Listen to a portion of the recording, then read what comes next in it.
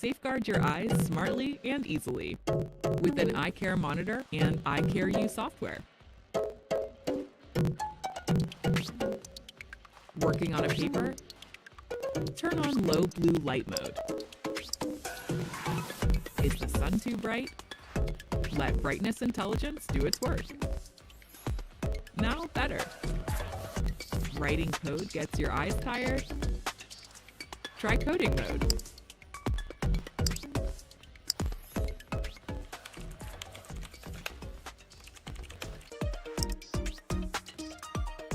Force brake activates to rest your eyes.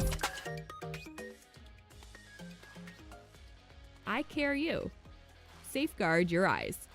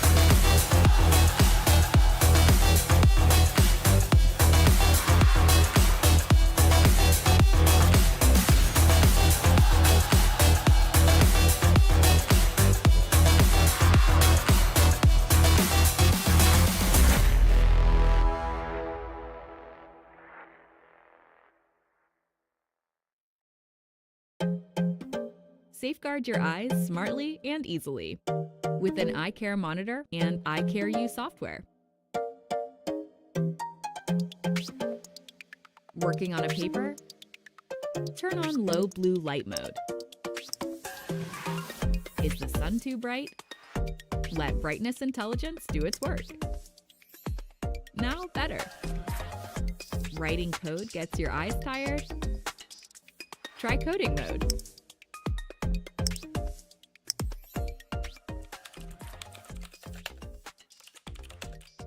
Forget the time. Light reminder lets you know. Totally immersed in the movie? Minimize software won't distract you. Brake reminder and force brake help manage your screen time.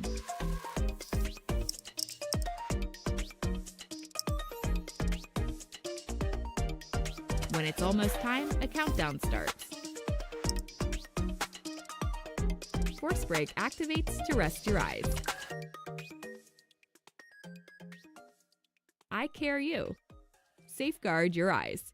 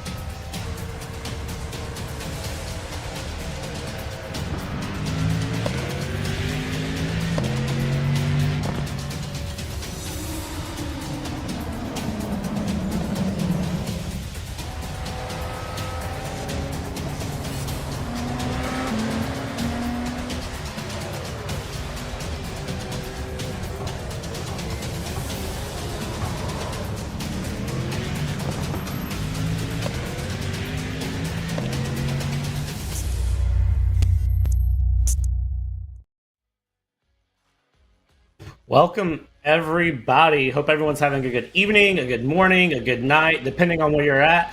It's AMX. It's a Saturday night, Sunday morning. You know what's happening. Marco, how are you doing tonight? Doing fantastic. Hello, Brad. Hello, everybody. We are ready for some exciting action tonight. We'll have the MX-5s at Oulton Park first, and then the trucks at USA. You know, I'm a Nascar guy, so looking forward to the second one, but the first one is a classic. The first one we're going to have free car on iRacing, free track on iRacing, so really a must-have combination for everybody. Yeah, MX-5s at Oulton Park. It's a tale as old as time. It's something that I think everyone in iRacing has done at least once, twice, maybe a couple hundred times. And there you see behind you the fabulous Oulton Park. It's AMX Beta Season 2. Here we are, free tier. This is race number 9. It is Saturday night, 9:20 p.m. Of course, anytime you want to sign up and join a race, go to amxrace.com and you can get in on all the action. Oulton Park, it's MX-5s. International configuration here in the UK in Little Bedworth. Of course, my name is Brad. I've got Marco here with me. Nice sunny day here at Oulton Park. Of course, iRacing hasn't put in that wet weather yet. I wish they would, because I think it would mix things up quite a bit. It's been some wild racing all the way through, but I think tonight is going to be a really, really good race that's going to separate the drivers who really know what they're doing here on iRacing from those that need a little bit more practice. Of course, AMX on iRacing, it is a 90-race season across 3 months with a prize pool of over $16,000 US. Races happening 4 nights a week, 4 days a week, and we've already given out over $2,100 in prizes. Prizes paid out at the end of the season. You get practice before, 10-minute qualifying, usually about a 20-minute race. Any skill level is welcome. You want to jump in, there's paid tier, there's the free tier. Of course, there's the fun tiers, and it's all the fun tiers. You can go to amxrace.com, sign up anytime you wish. Here's a look at the schedule here. We're on day 9 here. It's April 22nd. Of course, coming up April 24th will be day 10, which should be some really exciting racing coming up as well. And then April 27th, 29th, that's going to get us through the month of April with 12 days of racing coming at you. And then let's look at how the points pay out, because the points are where the cash is. First place tonight is going to get 8 points plus 3 points for fastest lap. No points given out for participation, as it is the free tier. Of course, 1 point is $1 US. And when you look at some of the winnings for the list, some of these drivers have already racked up $50 in winnings. Victor Miranda is the one I'm looking at. We still have drivers that have racked up $20, $30 on top of everything else they've earned. As long as you finish, you're going to get some points. Let's talk about Oulton Park here. Track that started racing in 1953, and it's taken shape ever since. It's considered a classic track, of course. It's integral to the British motorsports. 4.29 kilometers, 17 turns. It's a lot of fun. And again, this is one of those tracks that every driver is going to have in their repertoire as an iRacing driver. Looking at the car that they're going to be driving, it is nothing but the classic. I love this car because I've seen so many good races in iRacing in my career. I've been to a few of them in iRacing. It's the MX-5. This MX-5, it is comfortable. It's nice for all skill levels. You get it as a rookie in iRacing. And if you've never watched an MX-5 IMSA race, you really need to take your time, watch some actual racing of these real-life cars. It's more exciting than some of the real-life racing you see otherwise. These cars are a lot of fun to handle. They're only about $30,000 US, which means they're pretty affordable.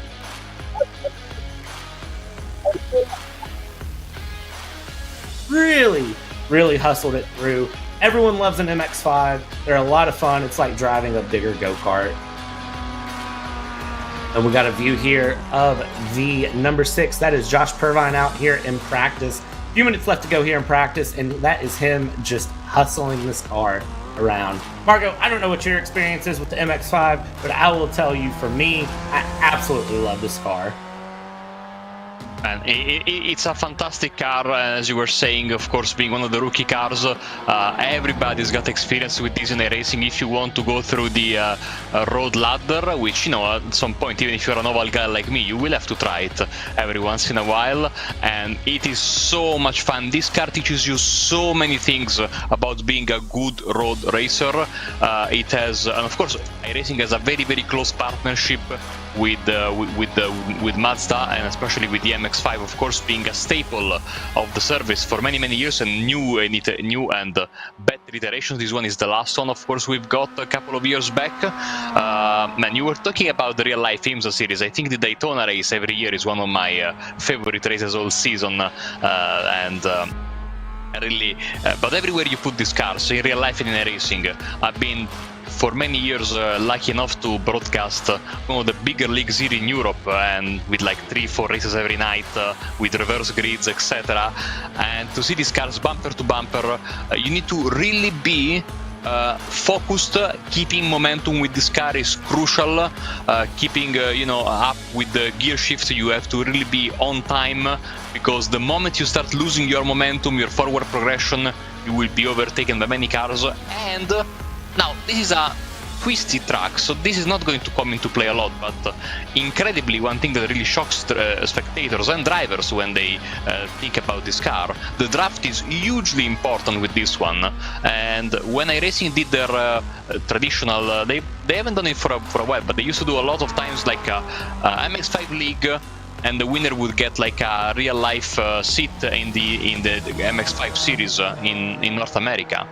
And people were saying to the driver that won, is it the draft this strong in real life? And he said, yes, absolutely. So it doesn't look like one of those, high downforce cars where really you can use the draft to your advantage, but here it really is important. Now, of course, moot point, because you're at Oulton Park in the international configuration. The longest straight you can see right now is broken up twice by two incredibly tricky chicanes with those concrete tire barriers. They're concrete barriers, they look like tire barriers, but trust me, they are concrete.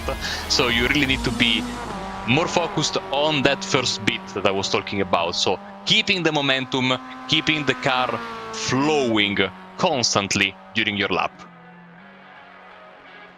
Yeah, when you're a rookie in iRacing, other than just getting the feel for how the car feels, how it feels to drive in sim racing, because a lot of people in iRacing, it's a new experience for them. One of the fun things with the MX-5 is you really get to master all of those characteristics of racing: drafting, bump drafting, side drafting, being able to put the car through the apex. And one of the things I find with the MX-5 is weight transfer is a big thing. You mentioned that the draft isn't going to be really powerful here, but the weight transfer through the corner, I think, is going to be really important, because you can spin the MX-5 really easy, especially through the chicanes like what we're seeing here. Kyle Gaspar go through. I think he's back in turn 8, back in Folston's, but that is going to be those sections of the track where it's make or break for you. If you don't nail that weight transfer right, and you mess up a little bit and the car gets a little swirly, you're going to end up right in a barrier. You're going to spin the car, or worst case scenario, you take someone else out with you in a side-by-side corner. Yeah, I mean, it's really, because this car looks, especially under braking with the new updates iRacing have put in it, it can get kind of squirrely, especially in the first few laps, and that makes it even tougher to keep the aforementioned momentum. But as you were saying, it gives you some leeway, to beat and bang, within the rules. Of course, we like to stay within the rules here at AMX. But it can really teach you so many things. Now, they have switched in this newer version of the car to a sequential shifter. It was an H-pattern shifter for the longest time I can remember with the MX-5, and that made it like in iRacing, even with the help you can have. For example, I don't have an H-pattern shifter, I have the paddles, the floppy paddles like Jeremy Clarkson used to call them, and the advantage of having an H-pattern was massive with this car. This has been, of course, mitigated now. Having the sequential shifter makes things bit less fun to drive, but of course more modern and easier for everybody.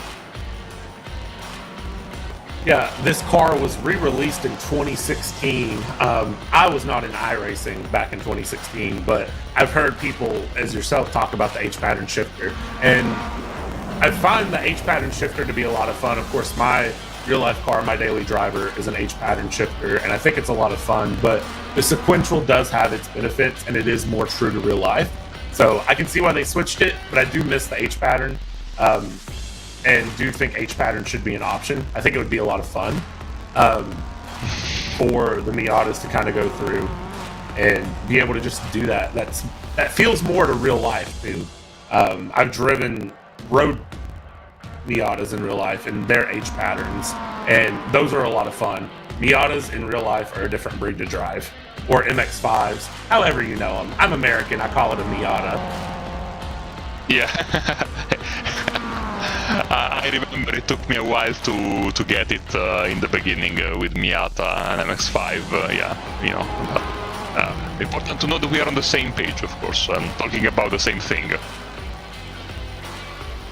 Absolutely. About 4.5 minutes left to go here in this practice session. We're kind of just admiring Kyle Gaspar going through in the Ferrari liveried MX-5. And again, one of the unique things with iRacing is you can set up your own liveries on your cars, so you're not just driving kind of a bland MX-5. You really get to customize these cars and make them your own, which a lot of these drivers have some really fun liveries. Some of them are representing their esports teams. Some of them like to represent their favorite F1 team.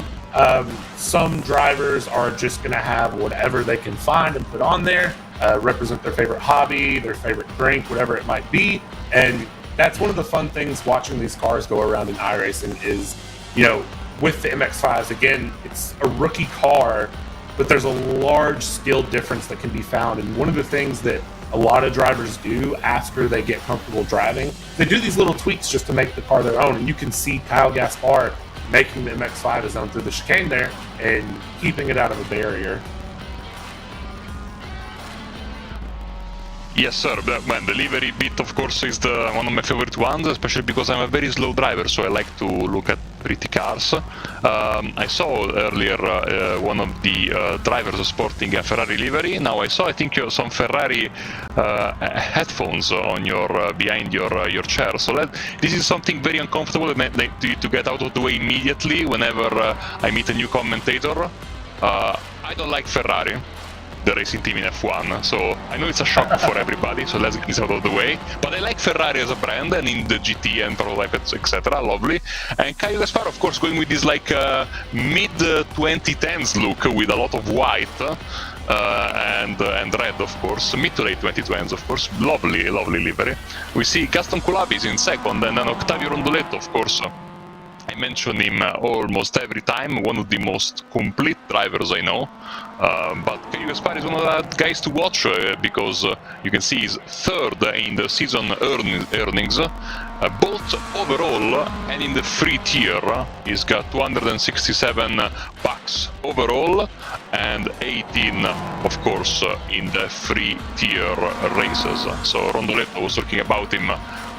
Very quick driver both on the ovals and on the road. It's going to be interesting to see him if he races in the next one, because he's, as I was saying, in the playoffs of the Italian Nascar Esports Championship that takes place on Monday night. We have Talladega tomorrow, so looking forward to that, of course.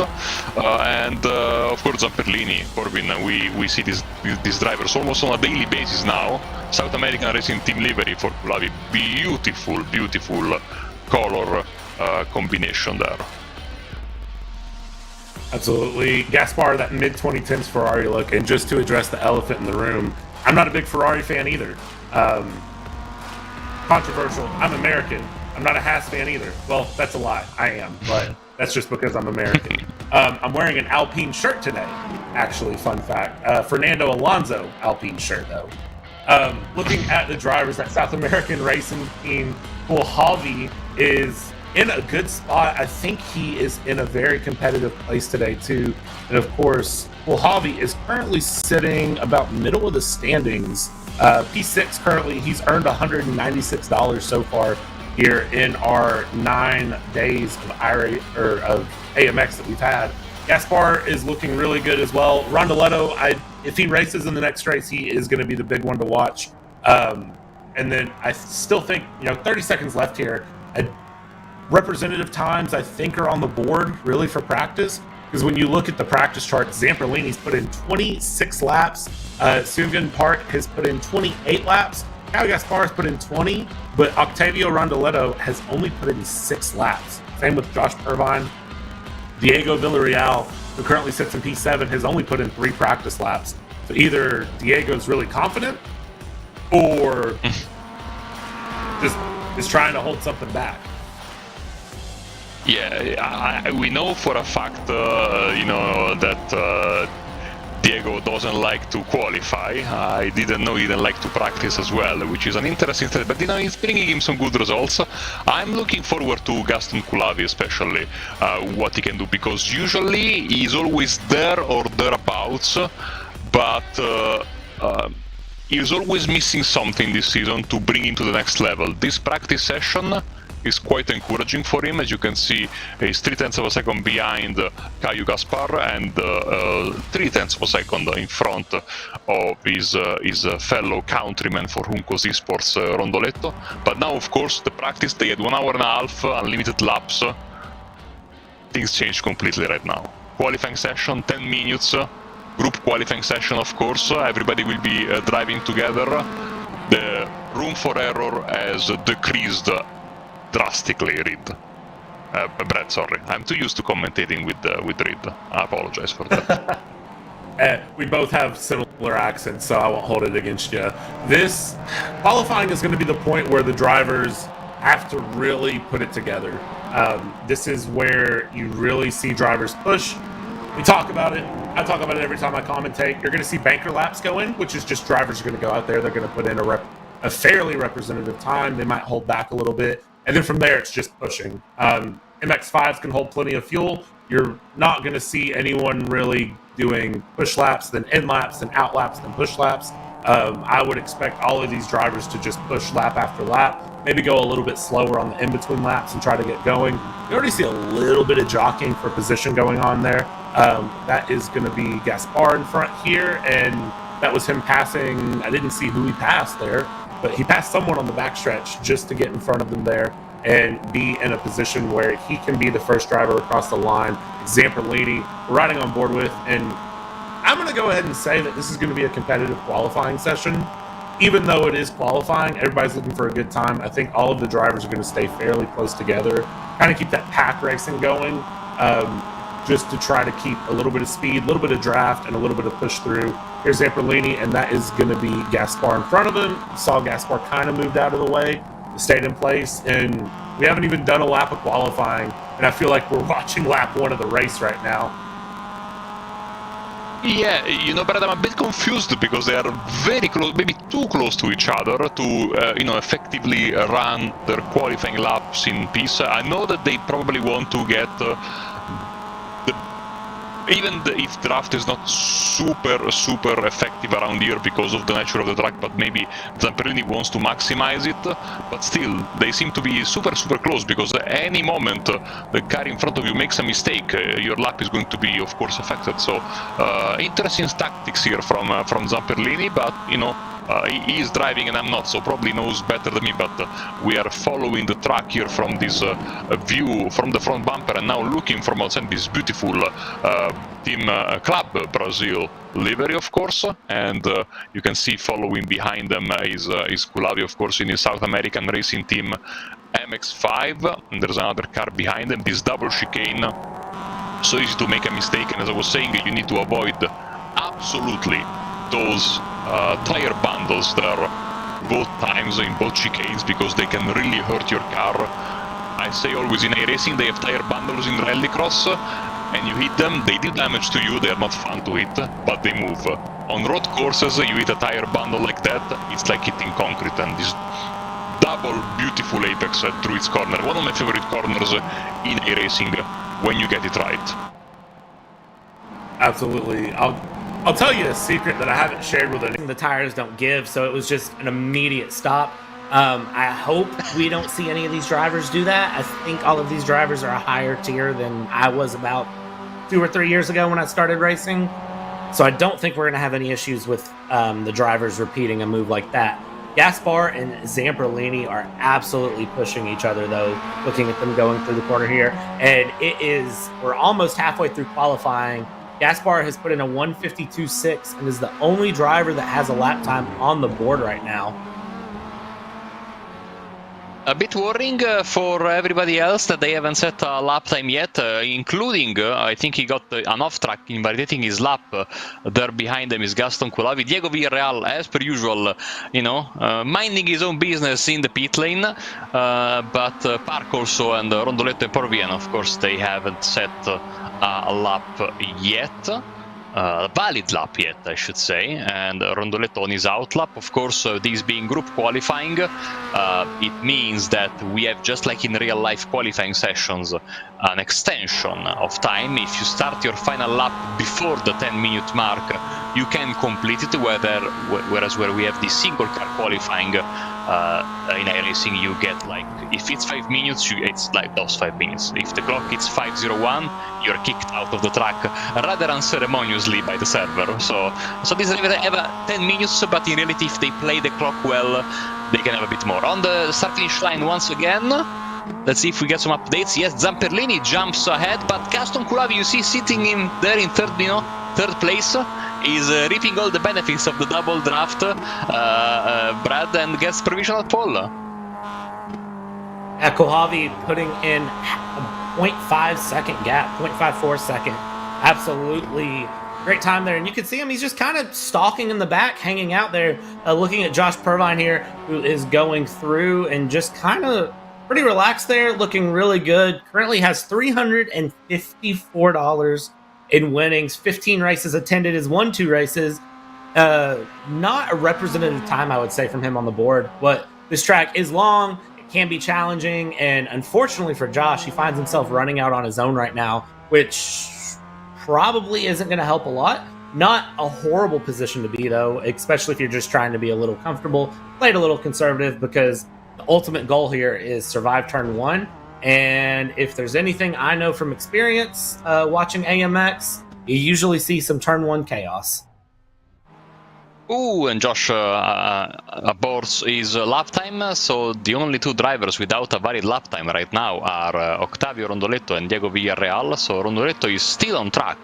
He's been on track for a bit right now, but still failed to post that provisional lap time that will give us an idea. I mean, he was quite quick in qualifying, in practice, around the 3rd place, more or less. We need to, he needs to get it on track right now, because time is ticking down very quickly, and these guys at the front, of course, the MX-5 is one of those cars, just like the F3 car, for example, in iRacing as well, where the more you run during the qualifying session, the faster the car will get, up until a certain point, well past the 10-minute mark. So ideally, you want to drive constantly from the green flag to the checker flag in this qualifying session. So Octavio really started a little bit after the guys in front of him. Josh Purvin, for example, now took a pit stop and now he's out back on track, so he's going to be at a little bit of a disadvantage. So we'll see. Rondoletto still without a time right now, as in front of the top 3. Coulavi, Zamperlini and Gaspar, they still maintain those positions. All of the drivers just kind of being comfortable running their own thing. Look at a little bit of a slide there. Oh, and there's a big avoid. Woo! Gaspar doing well to avoid fabulous Fabio Zamperlini there, spinning out in front of him. I believe that goes was back to what we were Zamperlini talking before, of course. Yes, it was Zamperlini, you were quite correct. And now, of course, his lap is ruined because he had to lift, the danger that comes with playing this game. But thankfully for him, I think he should be able, Caio Gaspar, to get back on the start-finish line in time to try for one more. The problem is that now, of course, doesn't have anybody in front of him, and so he will have to do it on his own. Yeah, looking really good there. Gaspar just surviving that, thankfully not clobbering the side there of Zamperlini. It looks like Zamperlini just kind of lost it out in the corner. I think we might see a replay here in just a second. And it was just, I think it was an unfortunate spin, a little bit too much of the curbs on the inside there through Shell Oil's corner is what it's known as. It's turn 5 on a track map, but the name of it is Shell Oil's Corner, which is a fun little name. And here's our AMX Global replay. Potentially, and our that AMX corner Global there, replay. That corner there, Brad, of course, a little bit of a preview of what we're going to see in 1 hour time, more or less, because it has a lot of banking. Sadly, it goes in the wrong direction because it goes right, but there is a lot of banking, and you come there with massive speed, and the weight transfer of the car goes to the front because you're braking, but then you have the banking and that very weird curb you were talking about there on the inside, and this car very, very, very sensible. You see the right rear was in the air as he was spinning to show you how much that the weight was transferring in a weird way on this car, and you know, he was lucky because in different circumstances, let's say you have somebody really close to you, if he hits you on that right rear that's up in the air, you go for a flip, like we've seen at Talladega a couple of hours ago, by the way, in the Xfinity race. Not as dramatic, but still not pleasant to be, even in sim racing, because of course the damage will be quite big to your car. Absolutely. I'm really impressed that Kyle Gaspar was able to save it and not hit Fabio Zamperlini there, but then also not spin his car doing the avoiding actions that he had to do there. Very, very fortunate. Of course, if you reckon sim racing, you're in iRacing, you just do a return to pit, you go right back out, you get a brand new car. The drivers don't have to pay for it, which is a very fortunate thing. Because again, these cars are $30,000, $40,000, $50,000 US dollars. Thankfully, with sim racing, it's a low-cost entry, which is what makes sim racing so fun. Checkered flag has fallen, but I think we still have drivers on push laps here. I think Kyle Gaspar is currently on a lap here right behind Zamperlini as they run through. It looks like they're coming through Druids, if I'm not mistaking my track knowledge, as they come around here. So still a couple drivers to finish, and now they're coming down through the straight here. Are we going to see any time improvements? Or is Kulhalvi's 0.6 of a second gap going to hold him in place? It looks like Gaston Kulhalvi is going to lock himself in here. And a 151.595, only about a tenth quicker than what we saw in practice, but 5.5 tenths up on Fabio Zamperlini. And that, ladies and gentlemen, is going to be how we set our grid for the race. So an interesting note there, you know, despite not being listed as teammates, of course, these drivers can actually input themselves the team name, etc., via the SDK Gaming driver profile app. I remember from way back when. But Zamperlini and Gaspar, despite having different team names, different liveries, I am suspecting they are working together in this qualifying, because Zamperlini had a crash. He went back to the pits, came out again, he picked up Gaspar, gave him the draft, but sadly for Gaspar that didn't work for an improvement. So something to look forward to in the race, because these drivers can really help themselves, I think, especially because you know, they have to close quite a big gap at the front with his alpha second back from P1 to P2. Kulhalvi, of course, as you were saying, leading the way, and here we go, Brad, with the qualifying results for race 9 of the free tier. Gaston Kulhalvi, 5.5 tenths up on fabulous Fabio Zamperlini there. You mentioned the fellow Brazilian Kyle Gaspar getting a bit of help there from Zamperlini. I wouldn't be surprised if they weren't working together. Octavio Rondoletto in P4, 9 tenths down. Sungam Park is in P5, 1.2 seconds off of Kulhalvi, Josh Pervine, and then Diego Villarreal in that Sud American Racing Team, Mazda MX-5, doing the classic Diego Villarreal action of not putting in a qualifying time. And that's going to set us up here for the grid here in iRacing. And I don't know about you all, but I am ready to see a fun standing start. It looks like we are waiting on one driver from what I can tell. Yeah, the pole sitter. He's making us all wait. There he is. Here we go. All right, and Kulhalvi is on the track. We're setting up here. It is a standing start in these MX-5s, which is a lot of fun. And here we go. Where is Kulhalvi going to go? He's off. Look at that. That is a bit of a slow start there from Sungam Park. And that is going to give Pervine and Villarreal behind him a little bit of an option to go through.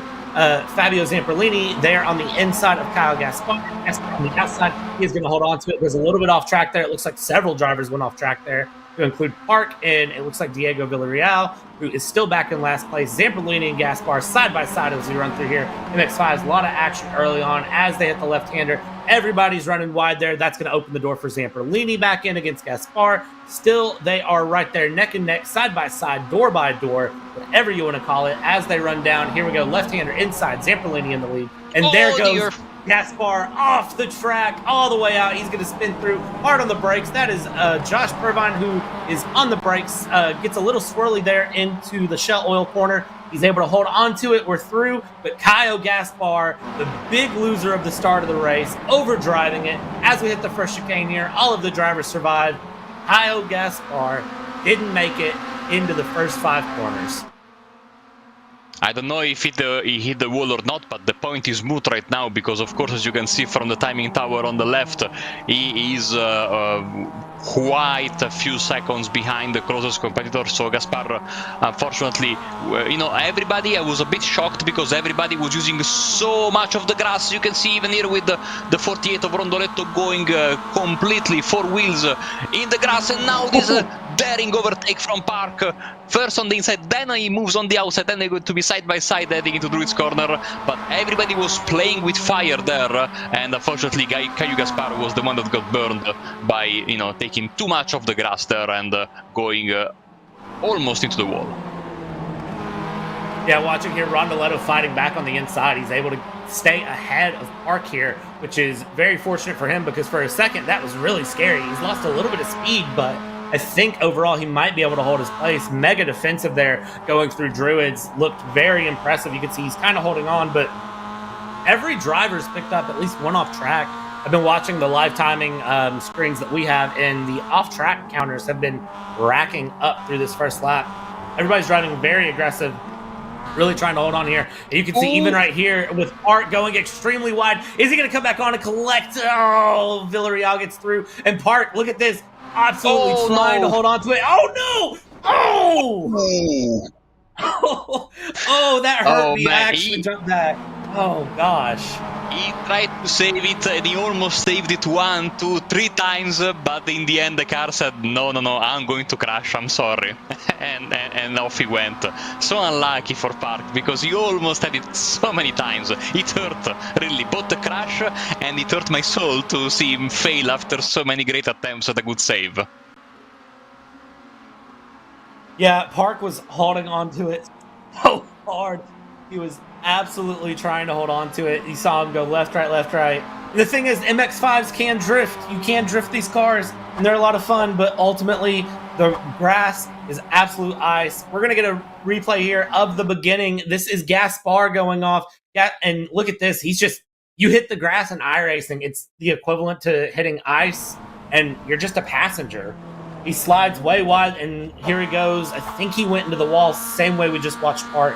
Ultimately, right now, it is both Gaspar and Park into the pits, waiting on that fast repair to come through, but they are going to lose so much time as we go through. Watching Rondoletto here, who is trying to chase down Josh Purvine.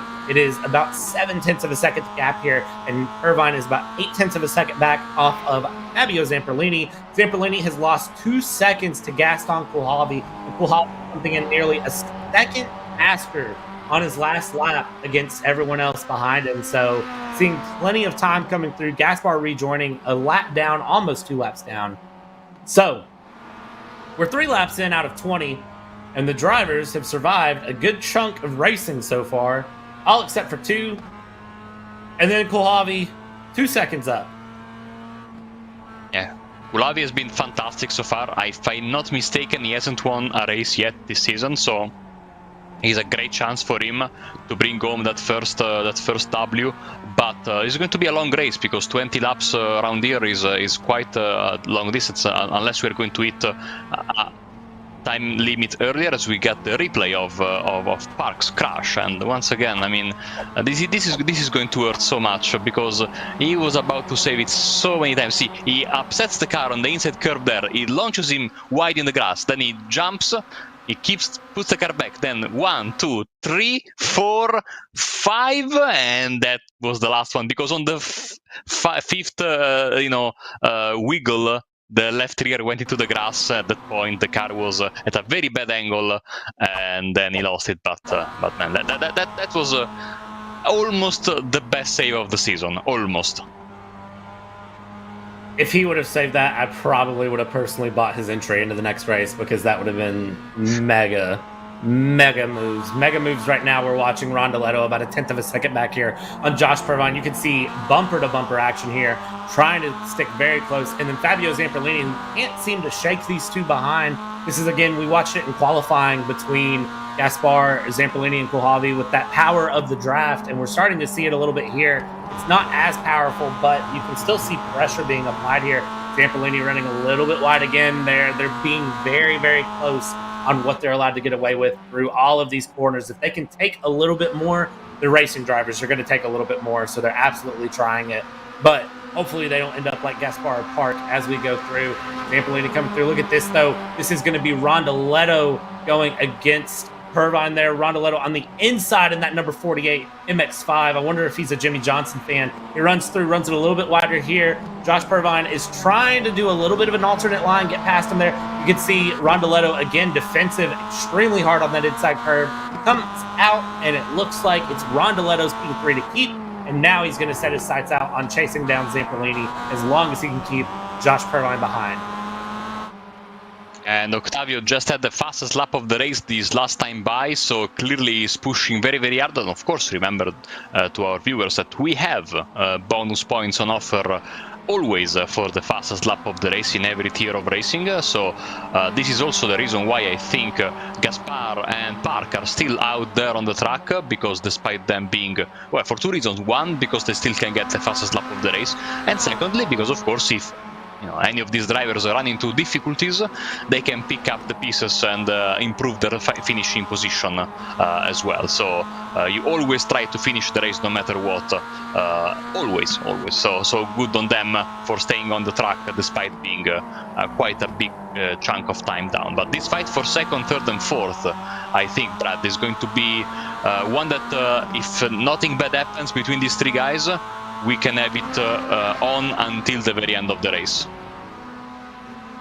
Yeah, I would guarantee that this is going to carry on lap after lap. We're going to see several position changes through. Zamperlini has tried to open up his gap a little bit here against Rondoletto, and he's doing a fairly decent job at it. Gap's about half a second there. Josh Pervine's applying pressure here as we come through the left-hander. And again, they're just doing their best to try to stay within track limits, try to stay out of the grass, and really hold on. That's the fun about these smaller circuits, though, and these, more British car, a little bit of tire squeal there. These British car tracks, a lot of the British tracks are a lot of fun because they don't have, a lot of room for error that you see at some of the larger tracks. Of course, here at Oulton Park, it is an FIA Grade 3, so you do see a lot of FIA races here. You don't see, Formula cars or anything. You see some different stuff, but with it being a lower grade circuit, you get the fun of, grass being on either side of the track, and one small error running a little bit wide, you don't have tarmac there to save you. You're going straight into grass, and it's probably your race over. Look at how aggressive they are on the brakes here. And I'm thoroughly impressed at how hard these drivers are pushing, because they are trying as hard as they can to get past one another and try to force an error out of one another, because they know if one of these drivers runs a little bit wide, hits the grass, it's race over for them, and that's a free position. Exactly. I think the biggest cars that come here are the GT3s and GT4s for the British GT series, that they traditionally open the season on Easter Monday, so on Oulton Park every year, which was basically a couple of weeks back, as we go Purwin on the outside of Rondoletto, but he has to lift. There was no space to go there for the overtake. See, because Zamperlini is benefiting from not being involved in this mini fight between Purwin and Rondoletto, but he's not being able to pull away either, despite this, the two drivers behind him having a little bit of an argument between them. So let's see, because I think out of these three, the one with the more pace at the moment is Rondoletto. But of course, as you were saying, if you go for an overtake, you need to be pretty sure about what you're doing, because it could mean, in the best scenario, if things go bad, you lose positions. In the worst scenario, of course, you go out of the race. So I'm saying that everybody is being extra careful in this group of three cars before attempting anything too silly, especially because we are still basically 15 laps of the race still to go. Yeah, Zamperlini 2/10 slower than both Rondoletto and Pervine behind. So Zamperlini truly proving to be the cork in the bottle here for Rondoletto and Pervine on a chase for Kulhavy. Kulhavy 4/10 of a second faster than both cars in front of him. Look at this. This is not where I thought I would see a pass here. Rondoletto, absolute gutsy move there on Zamperlini up the inside. Now he's on the outside, side by side. You can see him just barely keeping his wheels on the curb. Little bit of net code there because they're side by side. Are we going to see some 3-wide action here running down the corner to Druids? Look at that. Pervine thinking about a dive up the inside. He's not close enough. He's going to switch back around the outside. He's going to try to follow Rondoletto through and not going to be able to hold on to it. Now he's going to be pushing Zamperlini. Zamperlini there side by side again with Rondoletto. They're trying to hold on to it as best they can as we come to run down here into Lodge Corner, I believe this is going to be, and they're trying to continue through. Little bit of wheel slip there, and there we go, 3-wide action. Slips back in, Pervine into place there, but Rondoletto is finally almost past Zamperlini. He's going to go down the main straight here. Is he going to be able to get this pass in turn 1? Again, outside, Rondoletto inside Zamperlini in that Brazil livery MX-5, side by side. They're pushing each other hard. Plenty of racing room left, though, and there we go. Zamperlini slots back in on Rondoletto. Zamperlini kicked back into third place. Rondoletto now free to try to make up 6.2 seconds on Kulhavy. And that was the commentator's curse, if I've heard one. I said just a few seconds earlier that they were not going to try anything silly. And as soon as I say that, they effectively went 3 wide in one of the narrowest parts of the circuit. But some amazing driver from all 3 of these guys, because, I mean, 2 of them are in South America, but still like thousands of kilometers apart, because, you know, Brazil and Argentina are huge. Josh Furwin is on the other side of the world, in Australia. I mean, and still they were able to come out of it in one piece. It's incredible what you know, respectful driving and great servers can do for you. Shout out iRacing for great servers, and shout out every one of these drivers for great racecraft.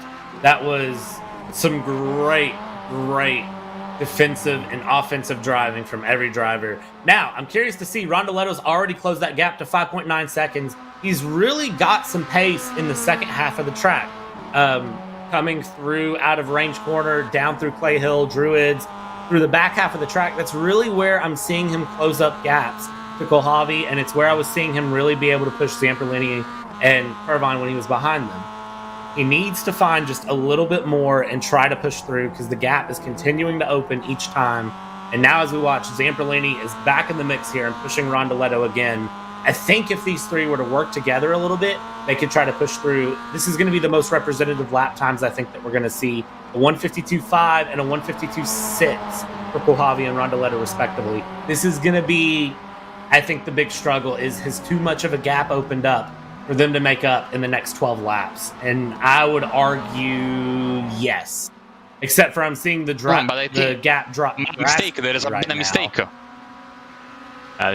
I think there has been a mistake, Brett, sorry for jumping on top of you there, but the gap went down for 1.5 seconds between Kulhavy and Rondoletto, so Kulhavy surely made a mistake, probably going down the hill. I think going into Cascades, that's where usually you can be, the car gets really light there and you can upset it quite easily and going wide, as we've seen, for example, during the first few laps. So that goes to show everybody, nobody's safe from a mistake around here, and now that is 1.5 seconds, you know, it's still a pretty sizable gap at 4.5 seconds, but Kulhavy knows that he cannot afford too many of these. Nobody is safe from a mistake, and nobody is safe from the commentator's curse. I don't know if you believe in the commentator's curse, but I've commentated enough sim races to know as soon as I make a comment, it's probably going to happen. We've already seen it twice in this race. How many more times can we make it happen, Marco? Man, I have a list of drivers that I've killed during my commentating career. It's like one of those Western movies. I am wanted almost everywhere, so I need to be careful. But that does show the challenge of this track. Even if you're up front in P1, Kulhavy, we hadn't talked about him the whole time except for to say that he was 6 seconds ahead of Rondoletto. Even then, when you're looking at that, I mean, one little mistake, he just lost 1.5 seconds on his lead. He started to pull a little bit out, but I mean, look at that. That's a significant time loss. And if we continue to look at you know, how Rondoletto is pushing. When you look through, I mean, his fastest lap and the fastest lap on track is held by Rondoletto right now. Rondoletto is showing a lot of pace, so if anyone's going to catch up Kulhavi, it's going to be a combination of these three pushing and maybe a little bit of bump drafting for Irvine to get past Zamperlini as he goes through, and a little bit of a combination of these drivers working together, pushing each other, Kulhavi just making small mistakes. And I think ultimately that could cost Kulhavi the race if it happens again. Great move there from the Australian driver, jumping in front of Zamperini, who's struggling just a bit. And now, of course, Josh needs to close the gap on Rondoletto quickly, because thanks to this little battle, Rondoletto pulled a 0.7 of a second gap between himself and Perwin. But yeah, Zamperini going a little bit backwards, unfortunately for him. For Kulhavi, positive thing, in the last lap and a half, the gap hasn't changed anymore. Still around 4.5, 4.6, which is of course where you want to have it, because apart from improving, the second best thing is keeping the gap where it is, of course, because if the gap stays the same, the lap counter goes down or up, in our case, of course, it's positive for you. And as I say that, he drops 0.3 of a second in this sector, so still, no, then he gets them back, so maybe a little bit of, you know, a different interpretation of the corners between Kulhavi and Rondoletto there, pushed the gap down, but now back up, and so, you know, that was a scary moment for Kulhavi, but sometimes, you know, oh, look at that poor winner, a little bit of a moment. You know, Brad, when you're in the lead with such a big gap, you make a mistake. Sometimes it's good for you, because it's a wake-up call. It says, okay, I need to focus if I want to bring this home. Yeah. Oh, no! And that's going to be a big contact there between Zamperlini and Pervine. Just absolutely shoves him, sends him into the wall, and that is going to be Pervine's race over. That was, look at him, he's trying to get this MX-5 back going. I completely missed what happened there. I don't know if that was just an overspeed difference coming out of the corner or what it was. Yeah, certainly there was some help there. I'm on board with you, because you know, that was we really got like the very close-up shot of that. So, but certainly the contact was there. It remains to be seen why, of course. But that car, of course, with massive front-end damage. So for Josh, the only feasible solution was to call the tow truck and get back to the pits and opt for repairs. So this will promote everybody behind him up one spot, including, of course, Park and Gaspar, who that's one was the reason why they were still on the track. But man, that is a bit sad, because it really negates the joy of seeing this fantastic three-way fight. And of course, Zamperlini had to lift because of the crash, and this created this big gap now. So now Rondoletto safely in second, Zamperlini is in third. He's got 12 seconds over CV Real, didn't qualify, minded his own business for the vast majority of the race, and now he's sitting in a very comfortable fourth position with nobody in front of you, and nobody in front of him, and nobody behind him. Honestly, that is probably the place I would want to be. Here's your AMX Global League replay. As we see, yep, it's a difference in corner speed there, and it is just an unfortunate shunt straight into the guardrail there. You can see it just sent the car right back towards the track. I don't think there was any foul play there. I think it was genuinely just a case of Zamperlini had some good pace out of the corner. I think Josh had to lift a little bit there, and I think it's just two cars trying to be in one place, and you can't put them both in the same place. Zamperlini's already closed the gap down to 1.7 seconds there on Rondoletto. Rondoletto's lost half a second on Kulhavi over the last little bit, so he is 5 seconds back on Gaston Kulhavi and trying to push through. But I think as it goes, we're going into the back half of this race. We've officially crossed the halfway point. This battle is going to be for second place now, is where we're going to see the two drivers come at. Okay, first of all, I completely agree with your look on the incident. Nothing malicious in there, just the contact that was due to the difference in speed. Zamperlini, in the end, it was quite the small tap. You can see Zamperlini's car is perfectly fine, which is good for the race, of course, because as you were saying, he will try now to get back to Rondoletto. Purwin got his car repaired and back onto the track. I hope repaired, but certainly is back onto the track. So we'll see now where he will slot, if in front or behind Gaspar. The timing will update, so don't take that for granted what we see on the left side of the screen. So yeah, now I think Kulavi is quite safe in first place. The gap is increasing, so that mistake proved to be beneficial in this case. And let's see what Zamperlini can do. And I think Rondoletto still has the fastest lap of the race, if I'm not mistaken, which is of course good for him. And you know, it would be nice, second place and fastest lap. Not a bad day at the office, especially when for the first 10, 11, 12 laps he had to be in this very, very big fight with two other competitors like Zamperlini and Purwin.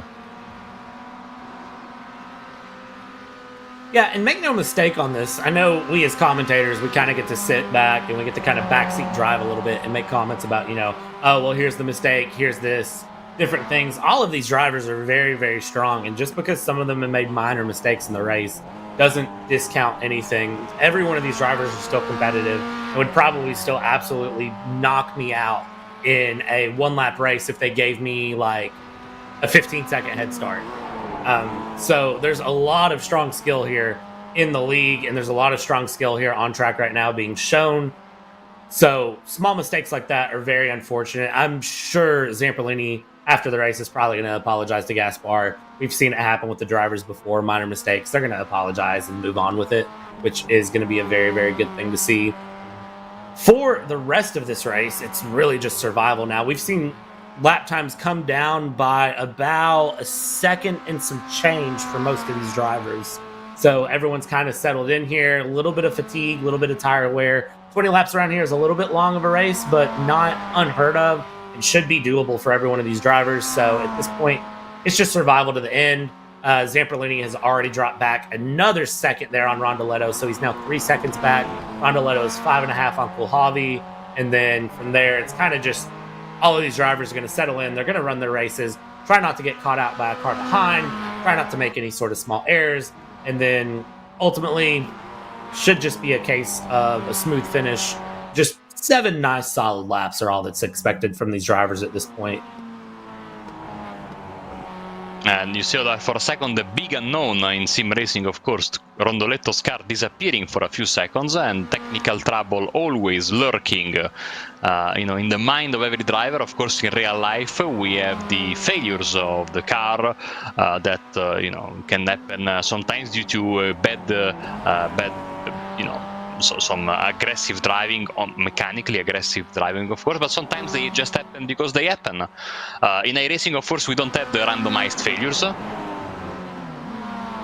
because, of course, we that wouldn't be fair in an esports competition. We have failures due to mismanagement of the car, but of course, we have failures of internet connection dropping, the dog jumping on your pedals, as you can see the replay, thanks to the guys in the production booth. Of course, once again, big impact there on the barrier. As you can see, the contact was quite small. These cars are a bit rounded. No, they're quite round at the back, of course, Brad. And so you can bump draft. That wasn't the objective here, of course, but only if you hit like at the precise angle at the back. The moment you hit slightly on one of the two corners, it's game over, unfortunately, for the guy in front of you. Yeah, it reminds me a lot of, I think it was 2 gens ago, was it Gen 5 NASCAR? Anyway, it reminds me of NASCAR cars from several years ago that had very, very rounded front bumpers and very, very rounded rear bumpers. And if you didn't hit the car precisely in the back and the person in front of you wasn't expecting it, you'd get turned with no hesitation. And at the same time, you have a little bit of the problem of, net code and lag, as you talked about. That's the dreaded curse of sim racing, is everyone's across the country, so any sort of minor thing, a little bit of lag can always cost you big time. And I almost wonder if that didn't play a little part of that as well, if maybe it was a case of Rondoletto or Zamperlini was there going through, and maybe on Gaspar's screen or Pervine's screen, he didn't think he was there.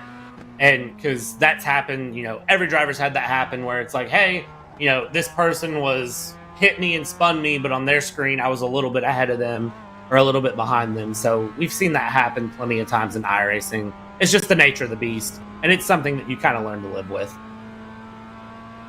I don't know if you've had the pleasure to try the old Chevy Impala, which of course for many years has been in racing the car for the Arca series, and now it's been used as the stand-in for the Gen 4 Cup with the unrestricted engine, etc. And that being one of the from 2007, if I'm not mistaken, Bush nationwide Bush series was still back then.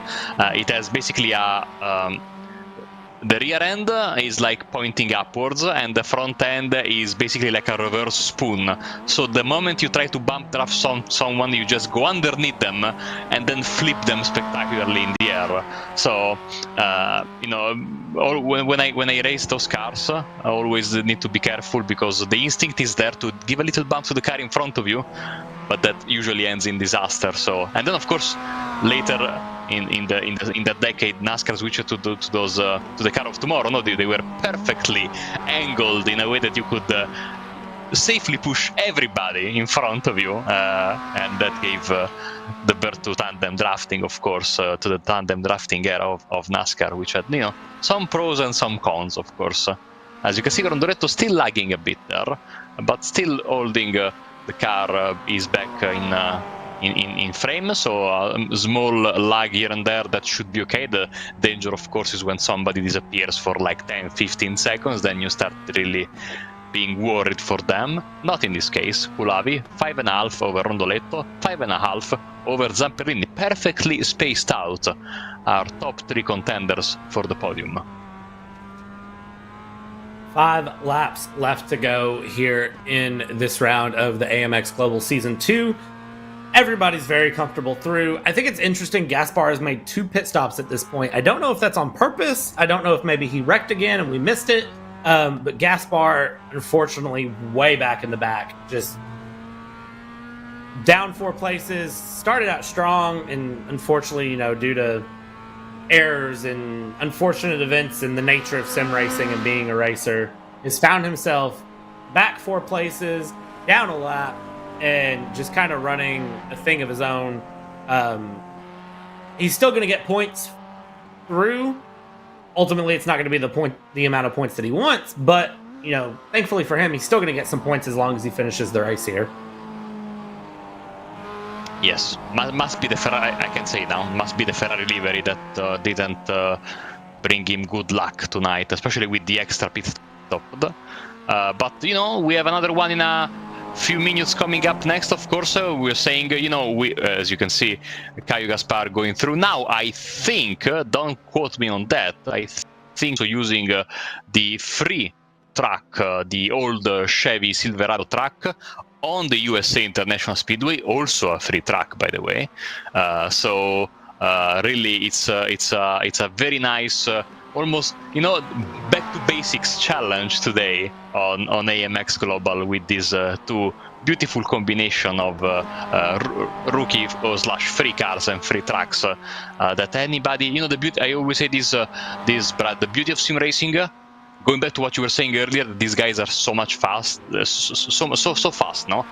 Even if sometimes they make mistakes, is that you can grab your iRacing subscription with your wheel and pedals, look at the weather we had at the beginning of the session, get into an iRacing session with the same car, the same track, the same weather, and try it out for yourself. And then you say, oh, now I get it, because it's the only thing you can, you can watch sports in television, you can watch soccer, you can watch baseball, whatever, and it's difficult to replicate that at the same level, same conditions. With sim racing, you can do it, and then you can really appreciate how difficult it is to be not only fast, but consistently fast, which that is the key to being a successful racing driver. Yeah, I'm not going to try to imitate the lap times that these drivers are putting down in these MX-5s. I'm not that guy. Trust me, pal, I'm not that guy. I'm watching the steering traces that were in the bottom right corner while you were talking there with Kohlhavi, and Kohlhavi comes across, takes the checkered flag there. Oh, the race Lap is over. 17 to 20. We hit our time limit, I believe, is what that is. I think it's time limited here now. Unfortunately, just a couple laps shy of our 20-lap track. But checkered flag dropping through. Kohlhavi, Rondoletto, Zamperlini. Diego Villarreal is going to come across here in just a few seconds. I hope it's not a few minutes. Diego Villarreal will come across and take E4 eventually. As it looks like, look at this. This is Park and Gaspar kind of hanging out. Of course, Gaspar a lap down here on Park, but they're just kind of cruising together here, looking to finish the race. And overall, I mean,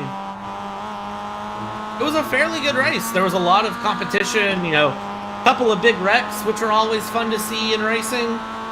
Thankfully, it's sim racing, so we know all the drivers are going to be okay, but that's a pretty good way to end the round here. I don't know if these drivers are going to pass each other. I think they're just kind of running together for fun here, because I'm sure Gaspar knows he's a lap down on Park, right? No, I think they're just having fun. Let's hope they don't make any silly contact in the final corner. That's not going to happen, thankfully. And so, yes, that will be it for us, I think. We're just waiting on Josh Perwin as well. And that will be that for race 1 of the evening, morning, afternoon, wherever you are in the world. The beauty of AMX, of course, drivers from all over the globe competing in this beautiful series. And just waiting on Josh, there is. And so in a few seconds, Brad, we should have the results from race 1 from Oulton Park. There they are. Race 9 here in the free tier at Oulton Park, and that is going to be Gaston Kohlhavi with a dominant win, over 6 seconds. Little mistake there. We thought he was going to be under pressure from Rondoletto. Ultimately, Rondoletto not able to pull out the time there, down by 6 seconds. 6 seconds back, Zamperlini. Zamperlini having big battles, of course, with Josh Pervine, but a little bit of contact there between the two knocks Josh Pervine back into the back of the field. Diego Villarreal didn't qualify, and it proved good for him. He finished P4. Oulton Park, P5. Josh Pervine down in P6 after that contact with Zamperlini. And Caio Gaspar down a lap, finishes P7, representing the KTF BRB Esports team. And I'm going to blame the Ferrari livery on it. It's always fun. iRacing, I always learn to avoid the F1 liveries because they prove to be very, very challenging. Marco, I think that's a good way to start this evening. And we're getting ready to go to NASCAR. Absolutely. A great way to start from Oulton Park, the MX-5s. As I was saying, basic iRacing road series race. And now we switch gears to a starter level, basic, but not easy, of course, oval racing with the NASCAR tracks at a track that doesn't exist anymore, of course, USA Speedway, but has been preserved forever in iRacing thanks to laser scanning. So I can't wait for that. Absolutely. Lots of action coming up. Of course, if you want to keep up with AMX, check out all the socials underneath, as always. And we should be back here just momentarily, myself and Marco, to bring you those trucks at USA Speedway.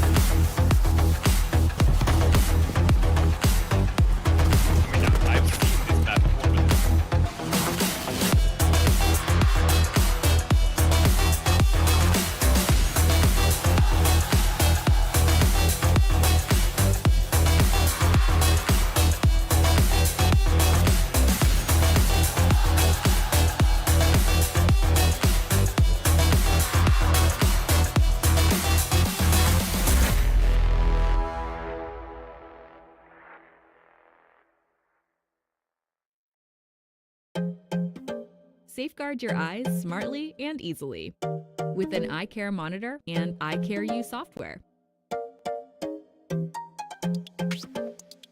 Working on a paper?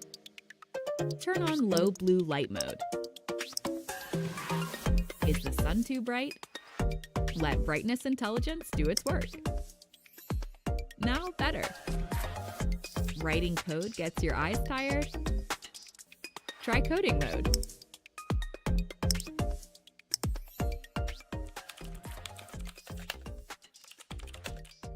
Forget the time. Light reminder lets you know. Totally immersed in the movie?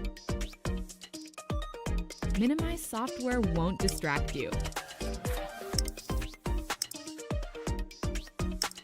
Brake reminder and force brake help manage your screen time.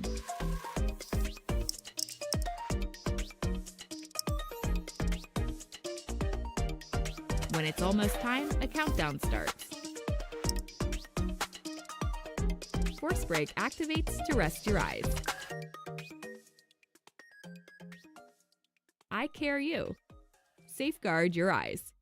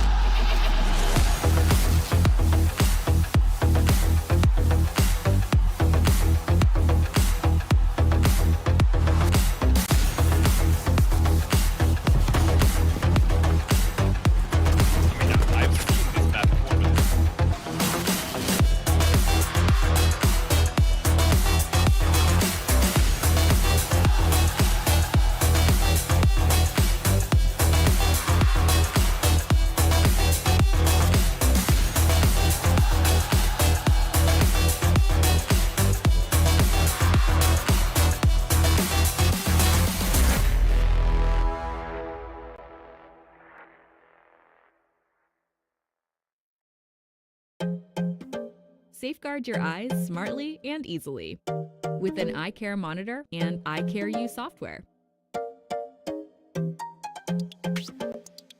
Working on a paper?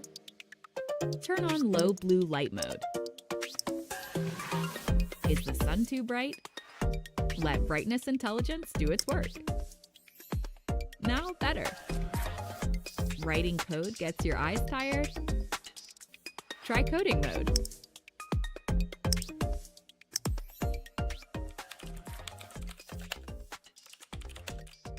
Forget the time. Light reminder lets you know.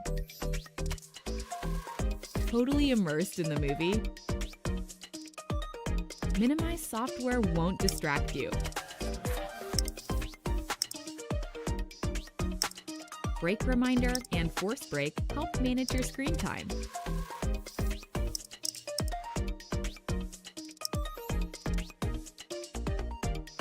When it's almost time, a countdown starts.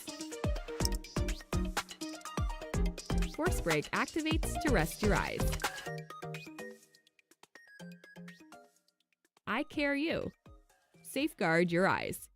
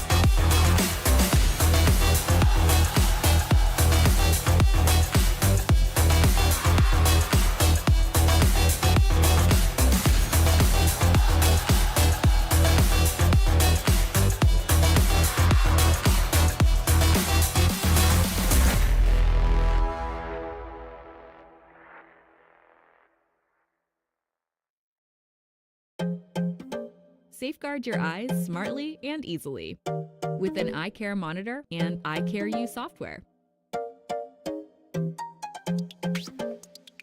Working on a paper? Turn on low blue light mode. Is the sun too bright? Let brightness intelligence do its work. Now better. Writing code gets your eyes tired? Try coding mode.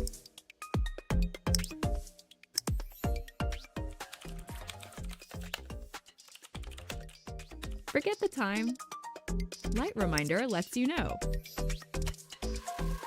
Totally immersed in the movie? Minimize software won't distract you. Brake reminder and force brake help manage your screen time.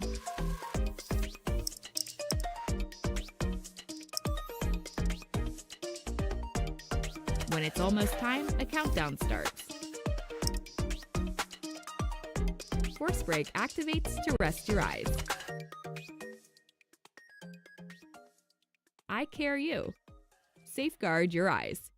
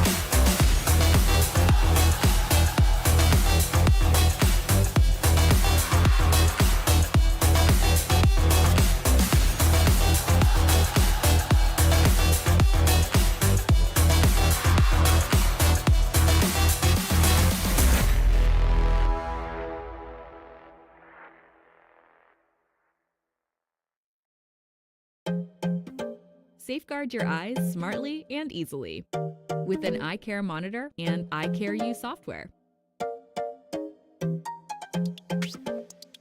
Working on a paper? Turn on low blue light mode. Is the sun too bright? Let brightness intelligence do its work. Now better. Writing code gets your eyes tired? Try coding mode.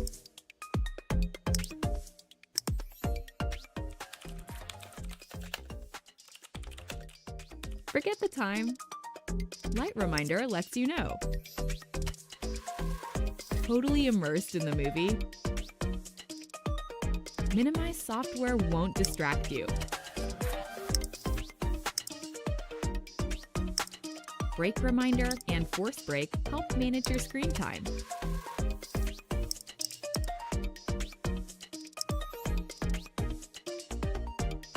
When it's almost time, a countdown starts. Force brake activates to rest your eyes. Eye care U. Safeguard your eyes.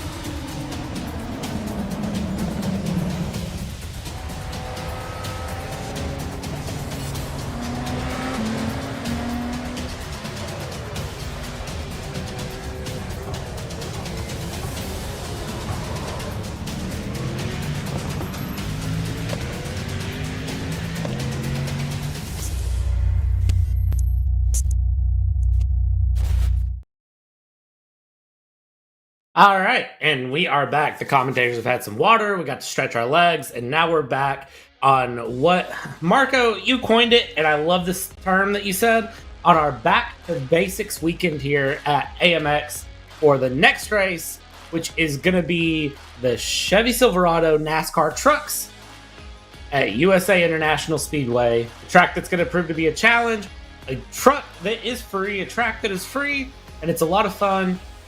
Marco, you seem very excited about this. I sense you're a NASCAR fan.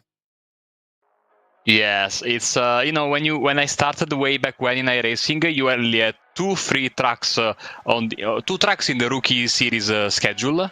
They were USA and Charlotte. And Charlotte was usually when you started there the first week, I say, oh, this is easy, flat out with the straight stocks all the way around. Then the series switched to USA for 1 week, and then you actually have to learn how to use the brakes. And that will dispel the first notion from everybody that when you drive with NASCAR cars, be it the cup cars, the trucks, whatever, yes, the brakes are indeed used, and they are quite important around here.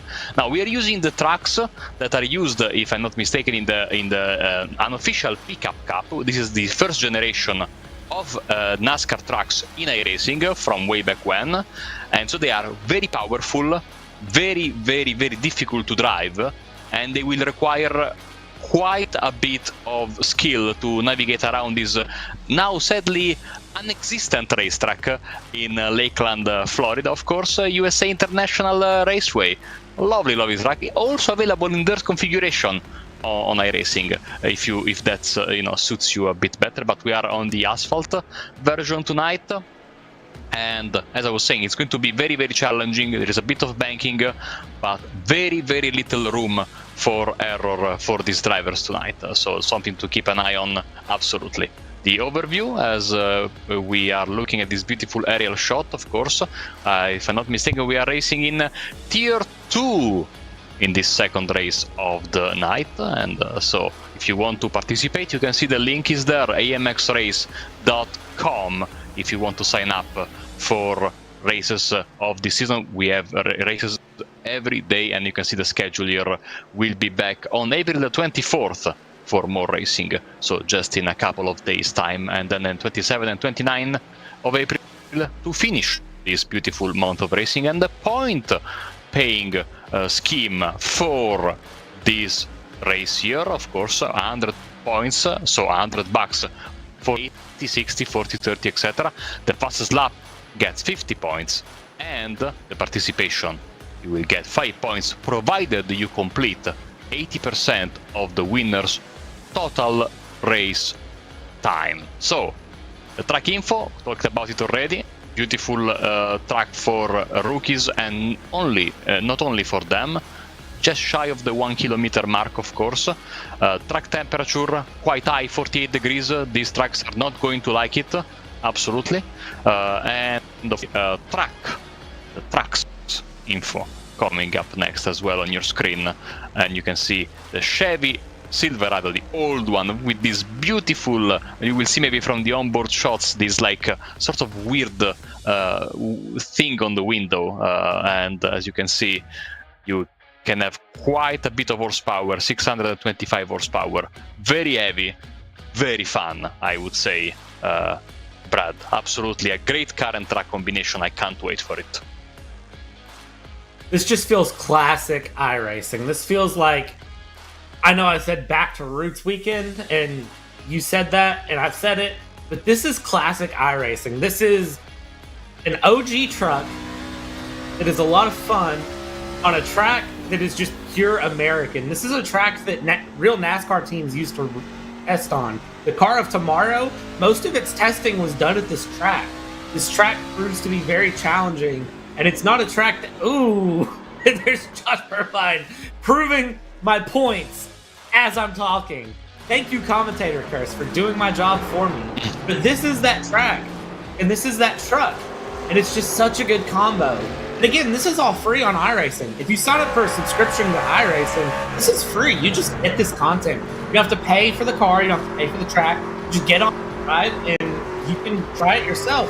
And this is going to be short laps. These are going to be quick laps for these cars. And as someone who does some oval racing myself in iRacing, because I'm American, and that's just what I have to do, is oval racing. This track is very challenging and isn't simple. I would almost argue this is going to be a harder race for some of these drivers than the MX-5 at Oulton Park was. Look at the way these guys are coming out of the corners, and the track really wants to jump underneath them. And this is just in practice, where they are driving around relatively stress-free, I would say. This is going to be, of course, an element of extra importance when the drivers will actually be doing battle for position during the race itself. So we have lost Octavio Rondoletto, but we have gained Jackson Hesenji. Also Park is not with us anymore for this race. But we have a very, very nice starting field, and we only got 5 minutes until the checkered flag will wave in this practice session here at USA International Speedway. As I was saying, sadly a track that has been lost to housing development, I'm afraid. Just like other tracks in racing have gone the same way. Oran Park, Irwindale sadly comes to mind as well. But the beauty of iRacing, of course, is that these tracks will always be preserved in one-to-one basically representation thanks to the laser scanning. Of course, iRacing has also scanned Pukekohe Raceway in New Zealand. That is also a track that is about to go the way of the dodo, unfortunately, but it will be preserved in iRacing as well. And so it's a nice way to keep these tracks alive in the memory of and of course this track is of course as an aside, of course, and it doesn't play for the Mets anymore, but Lakeland, of course, the birthplace of Jacob deGrom, one of the greatest pitchers in baseball history. So I quite like this racetrack. Marco, you are full of facts, and I can't help but just admire it. Too much sense. So, here's a fact for you. So, iRacing, for those of you who don't know, anyone who might be newer, has a rating system. It's called iRating. And it's kind of like your level, your skill level, your experience in iRacing. And that is what you're seeing on screen right now. If you ever notice whenever we do road courses and we're running, like MX-5s with F1 cars, those numbers are like 4 to 5 to 6K for some of these drivers. Look at this. Gaston Kulhavi has a 1.4K rating on ovals, 1.2K for Jackson Resende, 3.8K for Josh Purvine, and 1.9K for Kyle Gaspar. That is a significant difference in rating for these drivers. That's not saying the drivers are bad. That's not at all what that rating means. That just shows the experience difference, really, between what the drivers are used to, which is going to be, for these drivers, they're going to be really used to road racing. Oval racing, even though it's turning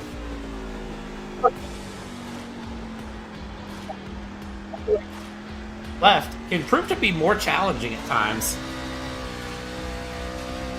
I've seen the licenses there, and I think that Kulavi had a red background on his license. That means he's an oval rookie on iRacing, and his iRating was like 1.4, 1.5. You start with 1.3, 1.350.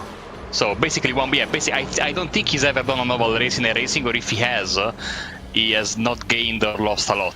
So, so that's going to be interesting for him.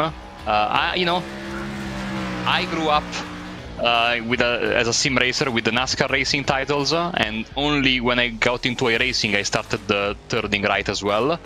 I like when drivers of the other discipline try the other one, and they realize how difficult it is. Of course, being from Europe, there's a lot of people don't really get oval racing here. Some of them do, but I can tell you a lot of times when people then finally try it and maybe come to me, not because I'm fast, because I'm very slow, but because I have a little bit of experience with oval racing, and they try it out. A lot of them say that this is incredibly fun and challenging, more importantly.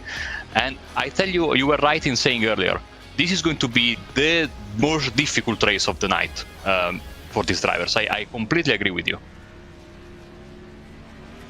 We're seeing these drivers, as we kind of watch the dying minutes here of this practice session, I've noticed several of these drivers have spun their trucks already or ate the wall, or in the case of Kyle Gaspar there, he went into the turn, started to go sideways, and then just completely stopped with 10 seconds to go. So he could have done that on purpose, or he could have not, but I mean, this is going to prove to be interesting, because part of the fun with trucks and NASCAR in general is really mastering that corner entry. That's where the big thing with the trucks is. It's the corner entry, and it's going to be how they enter the corner that's going to determine all of their speed on this 3/4 of a mile track or 1 kilometer circuit, depending on what measurement you want to use.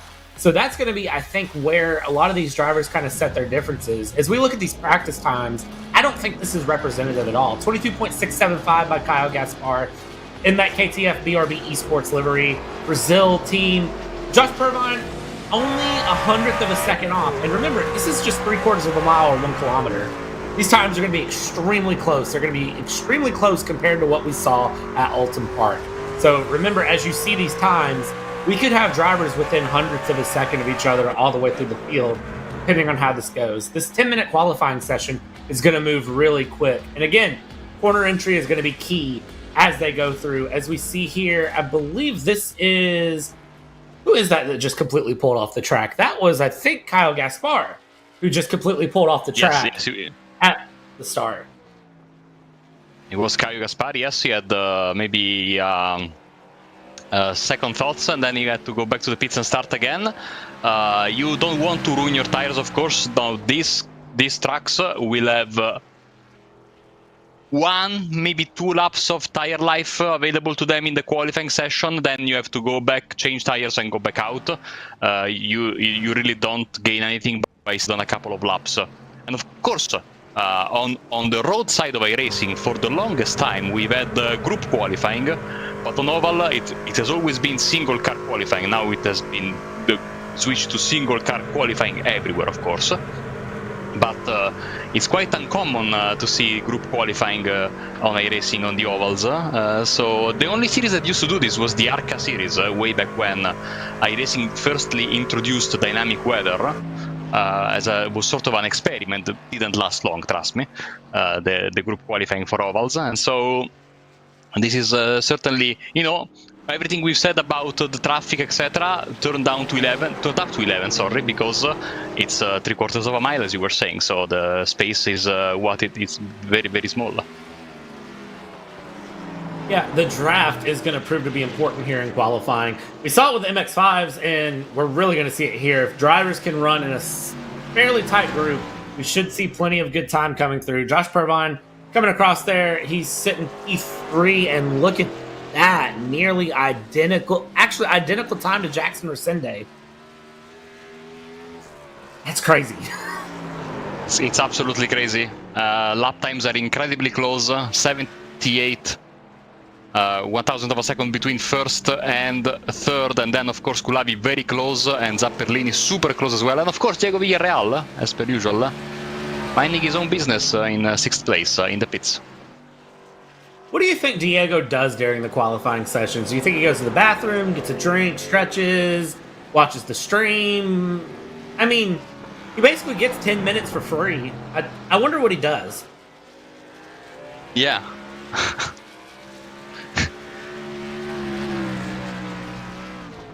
Sitting here 3 minutes into this 10-minute qualifying session. It's moving fairly quick, and look at this. Josh Purvine improves 4 milliseconds behind Kyle Gaspar. That is insane times. 100th of a second back is Jackson Resende.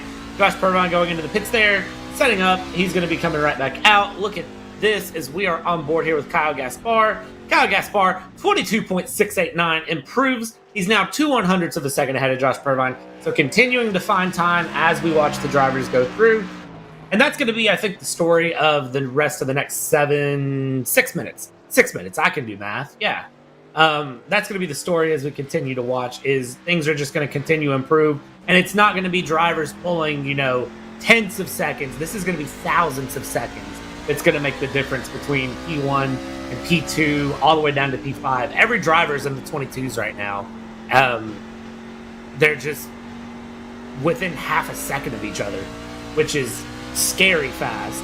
Watching here, and you can see Zamperlini is really having to muscle this truck around, which is a different situation to see from him. Zamperlini having to kind of muscle and force the truck to do what he wants. As you watch him, especially mid-corner, it seems, is where these trucks are really wanting to get loose and not comply for the drivers.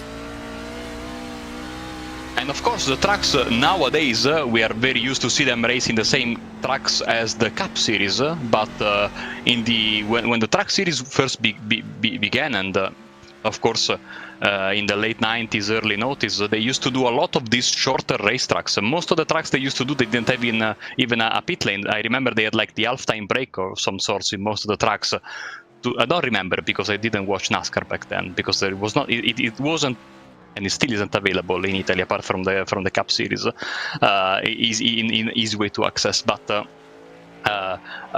going to the old footage on YouTube, etc., you could see like they had to stop the race midway through, do these uncompetitive pit stops because they would freeze the order and then go back out because the tracks were very, very short. The ovals were super short, and so this is going back to those days as well. So many people say the tracks should go back to running more of the smaller ovals, back to the true spirit of the series. I'm not totally against it. I like a bit of variety, to be honest. So this is quite fun. 4 minutes left in the qualifying session. Gaspar from Purwin, Hesenji, Kulavi, and Zamperlini. Your running order so far.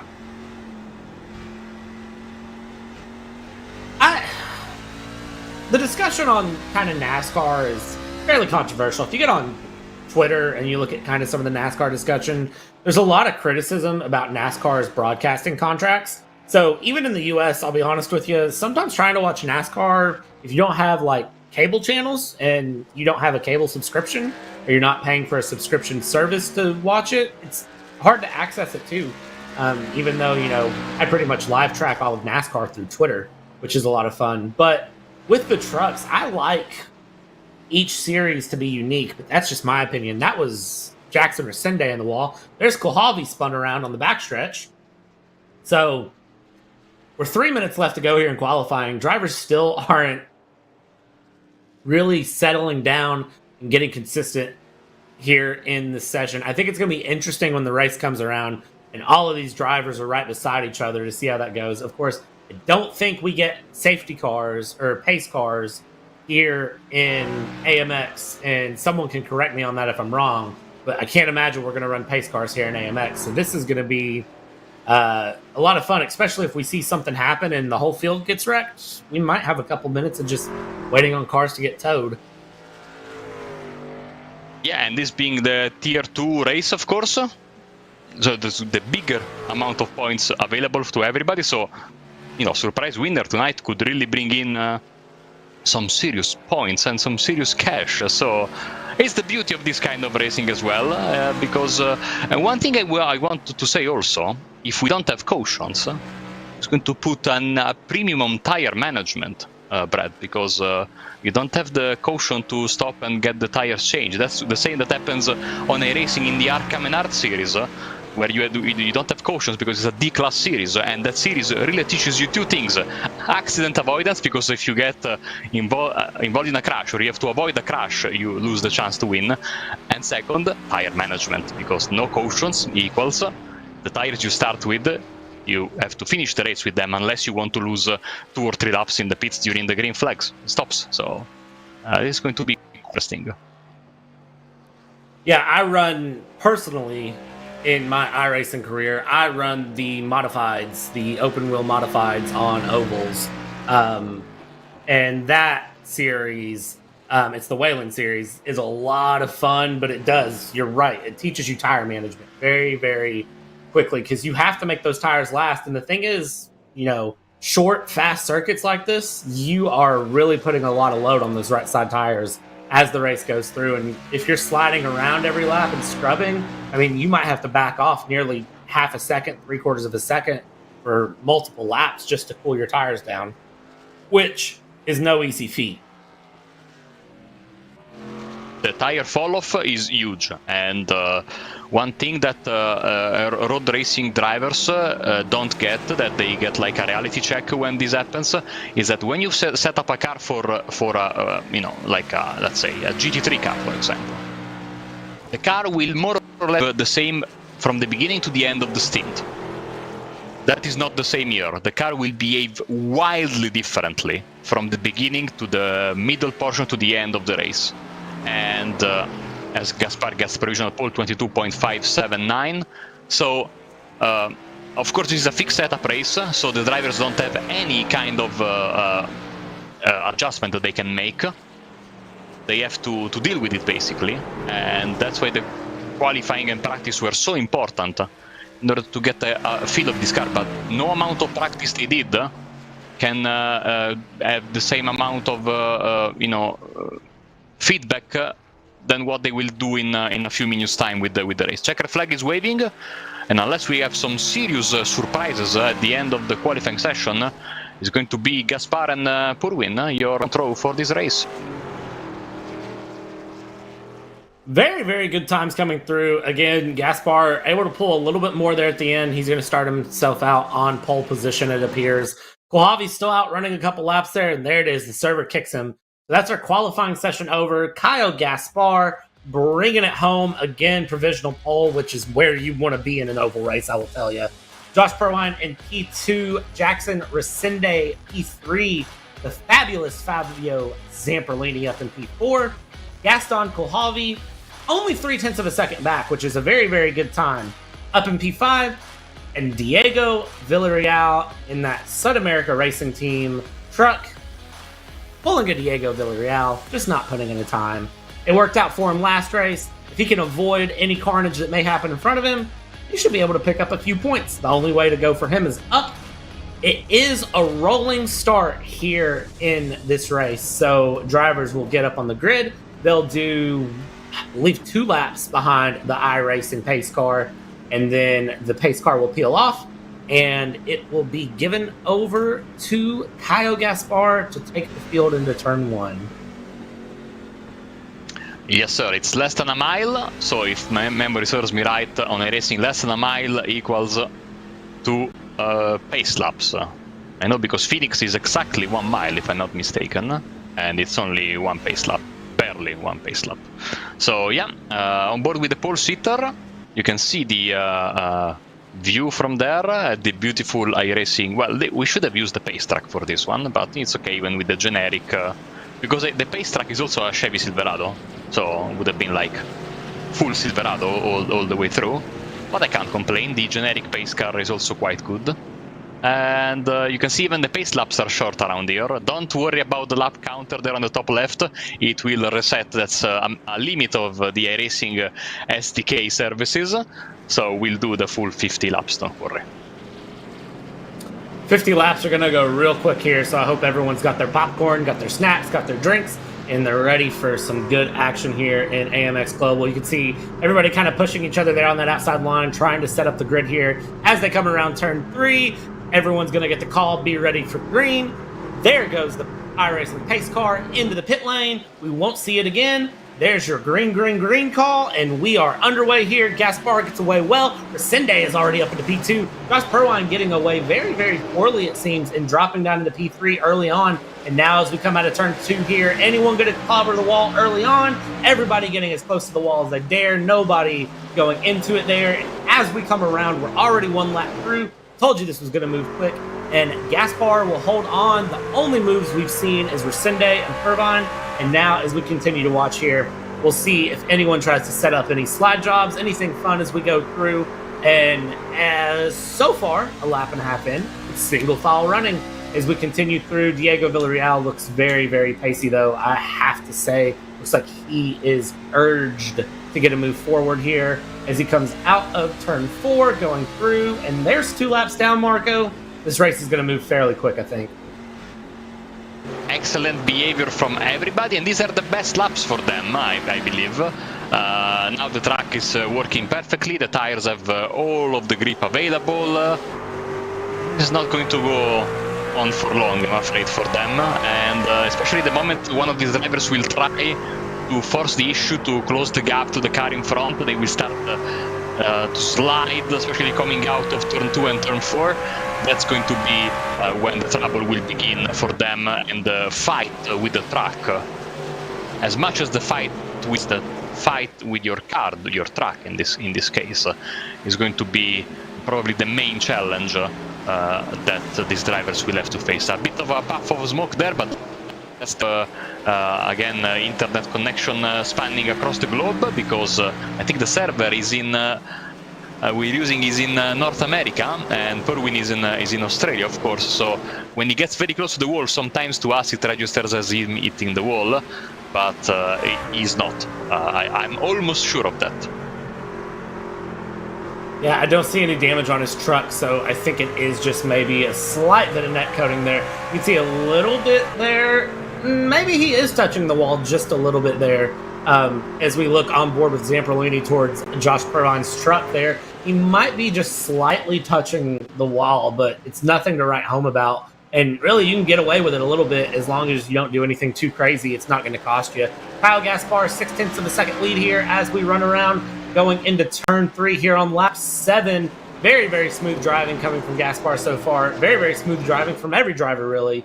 All the gaps are kind of opening up a bit. Of course, this is paid tier 2, so it's a $20 entry fee, and the winner gets $100 US. Fastest lap gets you another $50 US, and you get $5 just for being here. So for these drivers, I don't. Sorry there, Brad, but Jackson Hesenji did the entire of the backstretch side. I have no idea how he saved that. I completely missed it. I looked over at the timing screen and missed it. That's how fast this track is. And you know, for people that are mathematically challenged like me, it's an easy distance because we are already now in a few seconds 1/5 of the way through. So I can even this kind of insightful commentary to our viewers. Look at this. As we go down the run on turn 1, on board with Diego Villarreal here, he was nearly 200 Ks by the time we hit turn 1. Look at this. Watch the speedometer down bottom right. 195 Ks going into turn 3. I mean, just think about that. 200 kilometers an hour, and now you're going into a hard bank left-hander. It's crazy. These trucks are awesome. Yeah, amazing. They are absolutely fantastic. And again, this was it's 2 generations ago of trucks, I think, from what we have now. So really, still one of from the when they were a bit more powerful, I think, compared to they are still very powerful, but of course, going back in the past, the cars will inevitably be a bit more rough around the edges, and therefore a bit trickier to drive. Gaspar still holds on. They are almost perfectly spaced. 1 second between the top 5 positions, and then Diego Villarreal minding his own business there at the back. But again, I want to see how the drivers will react in a bit when the tire fall-off will hit really, really hard. We could see a completely different race come the halfway mark, and of course come the final laps of the race. So for now, single file racing, which is of course expected at the beginning of the race. We'll see how the drivers will manage. Just we've seen from the beginning of the race, when we saw the driving licenses of the various competitors tonight, various levels of experience on oval, and the tire management thing, unless you are an absolute phenom, you only learn it through experience. There are no two ways around it. So we'll see how these drivers will cope with it as long as the race goes on. Absolutely. I'm looking at the timing screen here. So our best lap right now is a 22.68 coming in from Kyle Gaspar, our leader, and his last lap was a 23.46. So I think we're already starting to see some of those effects of tire fall off or just settling in here. We're only 15 laps in out of 50. Gaps over a second for Gaspar to Resende to Pervine, and then Zamperlini and Kulhavi are still fairly close to each other here. Diego Villarreal 3.3 seconds back. He's kind of just cruising around. I think he might have had a little bit of a slide somewhere, but he's held on to it. No big wrecks so far. All of our competitors are still running through. The drivers are pushing through. And I think we're about to see Zamperlini and Coolhobby battling it out here at 4.5 tenths, which in sim racing is a lot. Look at Villarreal there, just sliding a little bit out of the final corner. He is enjoying this truck, I think. You know, I have an advantage when I drive the in Arca series on iRacing, is that I'm very slow. Therefore, I automatically save tires. Not through talent, but again through lack of pace. So in the I'm doing what VRL does right now. So I sit there at the back of the pack, and then sometimes I'm able in the second half to pick up a lot of positions because the drivers at the front are really fighting hard and burning through the rubber. Let's see if that's what happens with VRL, which I'm just sure is like minding his own business there, not because he's low like me, but because he's just you know, that's his tactic that he does every time, no? So in the meantime, Hesenji is in a bit of trouble because Purwin is closing the gap quickly on him, and Hesenji, after that slide that he had a few laps ago, he has lost a lot of time, still sliding coming out of turn 4 as we begin lap 20 out of 50. I mentioned it earlier in the broadcast. If you are trying to save tires in the trucks, you have to back up at half a second lap, which try telling a racing driver to do that. And look at that.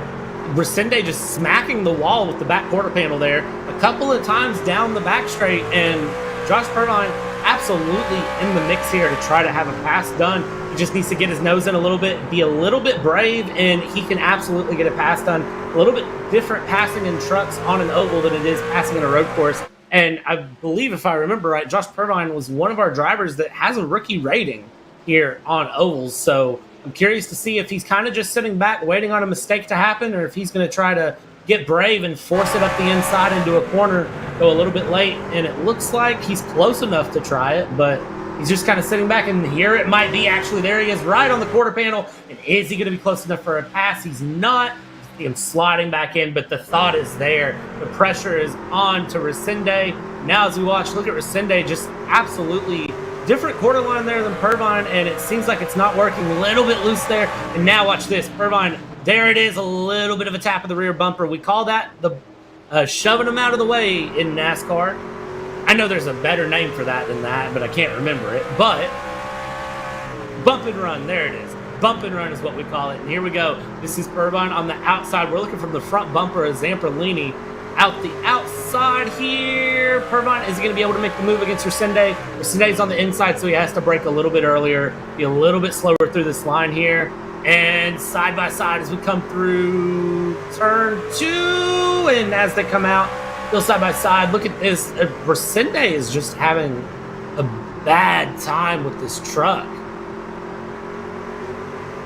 And is it going to be a switch back here? He switches back to the inside. And that's a... Oh, no!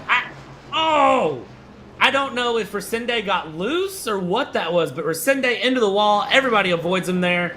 And Resende with a heavily damaged Chevy Silverado here coming out of this. And it looks like for him, that might spell race over.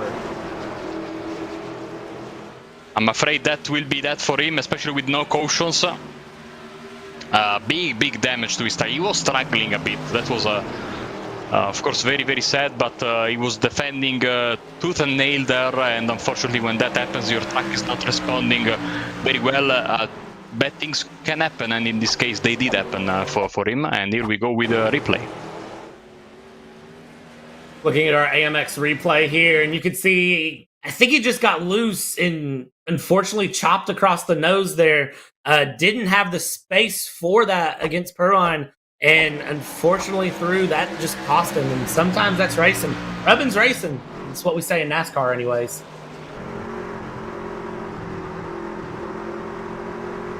So we lost one competitor, but then we lost another because Villarreal went past Hesenji and then lost the position again. So I don't know if they had contact or something, but Hesenji is in front of us somehow, despite the crash.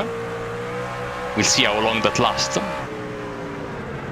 Now the fight is just like the previous race. The leaders checked out, and second, third, and fourth are having a mighty scrap for the remaining positions of the podium.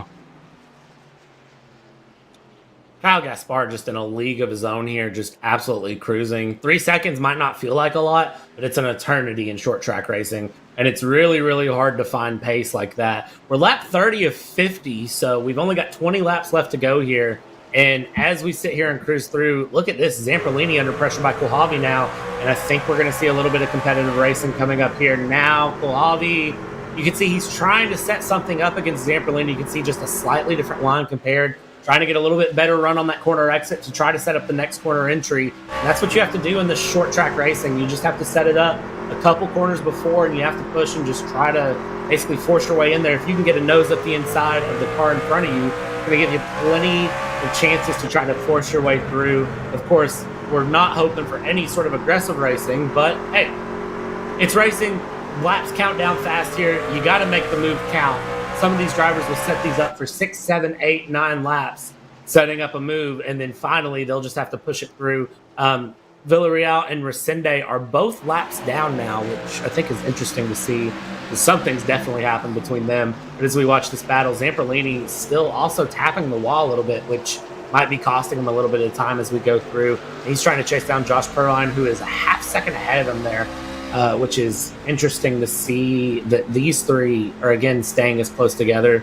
Feels like a flashback to what we just watched an hour ago, honestly. It sure does. It sure does, Brad. We have, as I was saying, leader has checked out. Second, third, and fourth having a fantastic fight. Fifth and sixth, unfortunately, involved in trouble, having to watch the race from afar. But 33 out of 50, so we are basically entering into the final few stages of this quick, fast, exciting race around USA International Speedway. Here we go. Kulhavi still trying to set up Zamperlini again as we go into turn one. You can see he's getting that gap just a little bit closer as they hit corner entry, and he's trying to just continue to push through. You can watch that gap go down to just under 0.2 of a second as they hit corner entry. And then as they exit the corner, it's going to open up a little bit again. He's losing about a 1/10 on corner exit. This time he's got a good setup, though. Look at that. He's a 1/10.5 off. Is he going to be close enough? Is he going to think about a dive? He breaks a little bit earlier into turn one there. And they are using their brakes, believe it or not. Just enough to kind of get the car to rotate through and go around there. But you can see Kulhavi is really trying to set things up on Zamperlini. He's backed up a little bit again here, so he's kind of settled in now. He's not looking as close of a move as he was there for a couple laps, but things will probably set up again here in just a moment between these two drivers to try to look for some sort of competitive action again.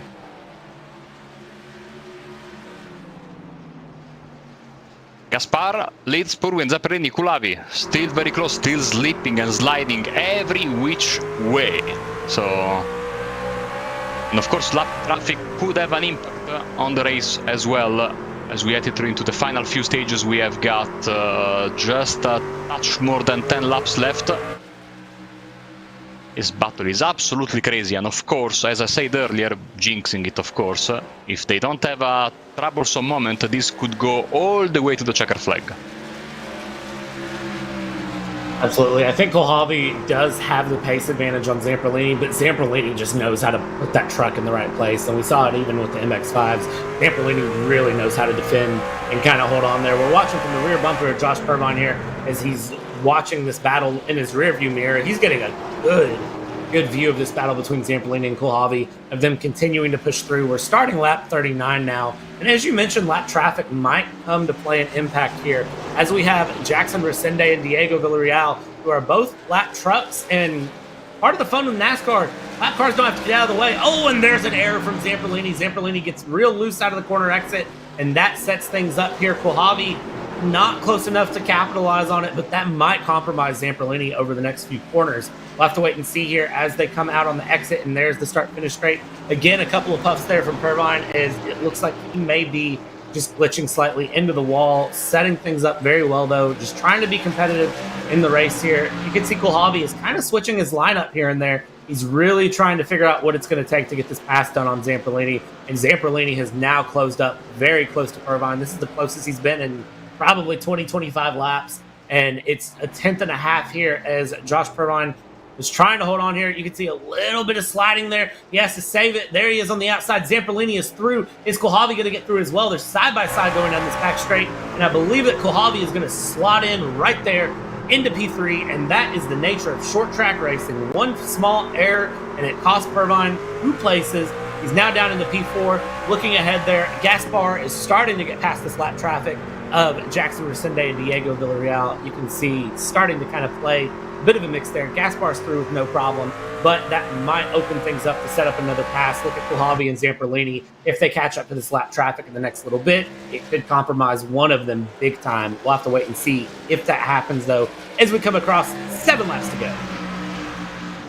Big mistake there for Purvi. I mean, small mistake, but big in the grand scheme of things, because he lost 2 places out of there. I was just about to say, in NASCAR competition, something that we don't see on the road course, of course, is that overtakes that you were saying earlier. Sometimes they take like several laps. It's not like sometimes you have the dive bomb overtake, like the big dive, but sometimes you have these overtakes that like go on for like 6, 7, 8 laps, and then you can finally complete it as we go underneath the lap car. And then sometimes you have these overtakes that come out of nowhere. The car in front of you makes a mistake. In this case, 2 positions lost from the Australian that is really struggling with his tires. Look at that, already 1.2 seconds back from the dueling Zamperlini and Kulhavy, as we hit the 5 laps to go marker right now. Well, 6 laps to go, in matter of fact, because we are lap 45 out of 50. So 6 laps to go. This race really went by. We had quite a longer race than usual earlier, and this one, instead, to maybe make up for it, the gods of sim racing are giving us like the complete opposite, fast action race that, already I was talking for so long, another lap went by. I'm watching the lap times again. Best lap 22.68. Last lap from our leader Kyle Gaspar 24.67. So we are seeing the effects of the tire wear, and there goes the lap car of Diego Villarreal up the outside there of turn 3 and 4, as we see Kulhavy absolutely on the rear bumper of Zamperlini yet again with 3 laps to go here as we go through. He is trying his hardest to set this up. Kulhavy knows the difference between 3rd and 2nd is a difference of $20, and that is a lot of money when you're sitting up near the top of trying to get all of the money you can in your pocket at the end of the season. We're already a third of the way through the season too, which is kind of interesting to think about. We're 1 month out of 3 months through, which is weird. 2 laps to go now as we go through. Kulhavy up the inside, maybe close enough. There's Zamperlini is spinning, and there it goes. Kulhavy gets collected in the mix and hits him there. Josh Pervine is going to come through as well. No, that is the lap car of Diego Villarreal. There is the number 3, and that is going to be Pervine up into P3 now, and that was a big moment there with just 2 laps to go as they come through. And now as we watch here, Kulhavy P2, Josh Pervine, Fabio Zamperlini down into P4 now. That was a fatal error. It's ultimately going to cost him. I was just about to say that if I were Perwin, I would have pitted like 3 or 4 laps ago, give up the track position to get the fastest lap of the race, which would have been $50, but he proved me wrong because he stayed out and he's going to get a podium out of it as the white flag is out. Strela Blanca. White flag here, and this is going to move real quick, so give me your attention for 20 seconds. We're coming through turn 2 here, and as you can see, that is a lap car up in front getting very, very loose. Here goes Fabio Zamperlini looking down the inside here of Josh Pervine. Is he going to be able to set anything up going into turn 3? It's a last hurrah as the drivers come around. Kyle Gaspar, I don't think we've talked about him for the entirety of this 50 laps. He goes through. Kulhavy P2, Josh Pervine comes through. Fabio Zamperlini 0.2 of a second back, and now Diego Villarreal through. Jackson Resende's through. Ladies and gentlemen, that's how quick 50 laps at USA Speedway goes. That was Jackson Resende spinning on the start-finish straight. And do we get the classic donuts from Kyle Gaspar? And I'm trying to see if Gaspar does donuts. There it is on your screen. Kyle Gaspar, P1, celebratory 3-second win. I don't think we talked about him the whole race, but hey, he won. Good job. Gaston Kulhavy, P2, Josh Pervine, P3, Fabio Zamperlini with that fatal error with 2 to go, down into P4, Diego Villarreal, P5, Jackson Resende brings it out P6, losing out big time here in this race for him. And that, ladies and gentlemen, is going to be our paid Tier 2 5th race of the season.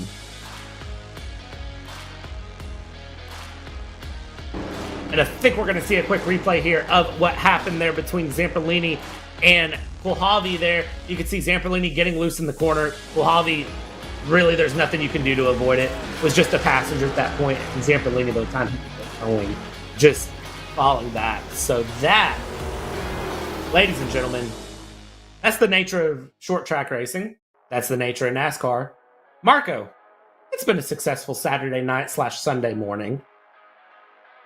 It surely has been. You have seen. I want to go back on the crash quickly for a second, because in both races we had a couple of. No. I just wanted to talk about the crash, in the sense that both in the Oulton Park race and here in the USA race, we had two similar crashes, and in both cases they were just because the car in front had a problem. We have had squeaky clean racing in both the Oulton Park race and this race here, on two very tricky car and track combinations with cars and trucks in this case that really promote some close quarter battles. So congratulations on the drivers tonight, because they have been absolutely fantastic. Absolutely. As always, great action here at AMX, and you've only got to wait a couple days for us to be back. If you want to join the action, amxrace.com. If you want to follow us through Twitch, YouTube, Instagram, Twitter, Discord, TikTok, everywhere, come join us for the next race. He's Marco. I'm Brad. And until the next time, everyone have a good evening.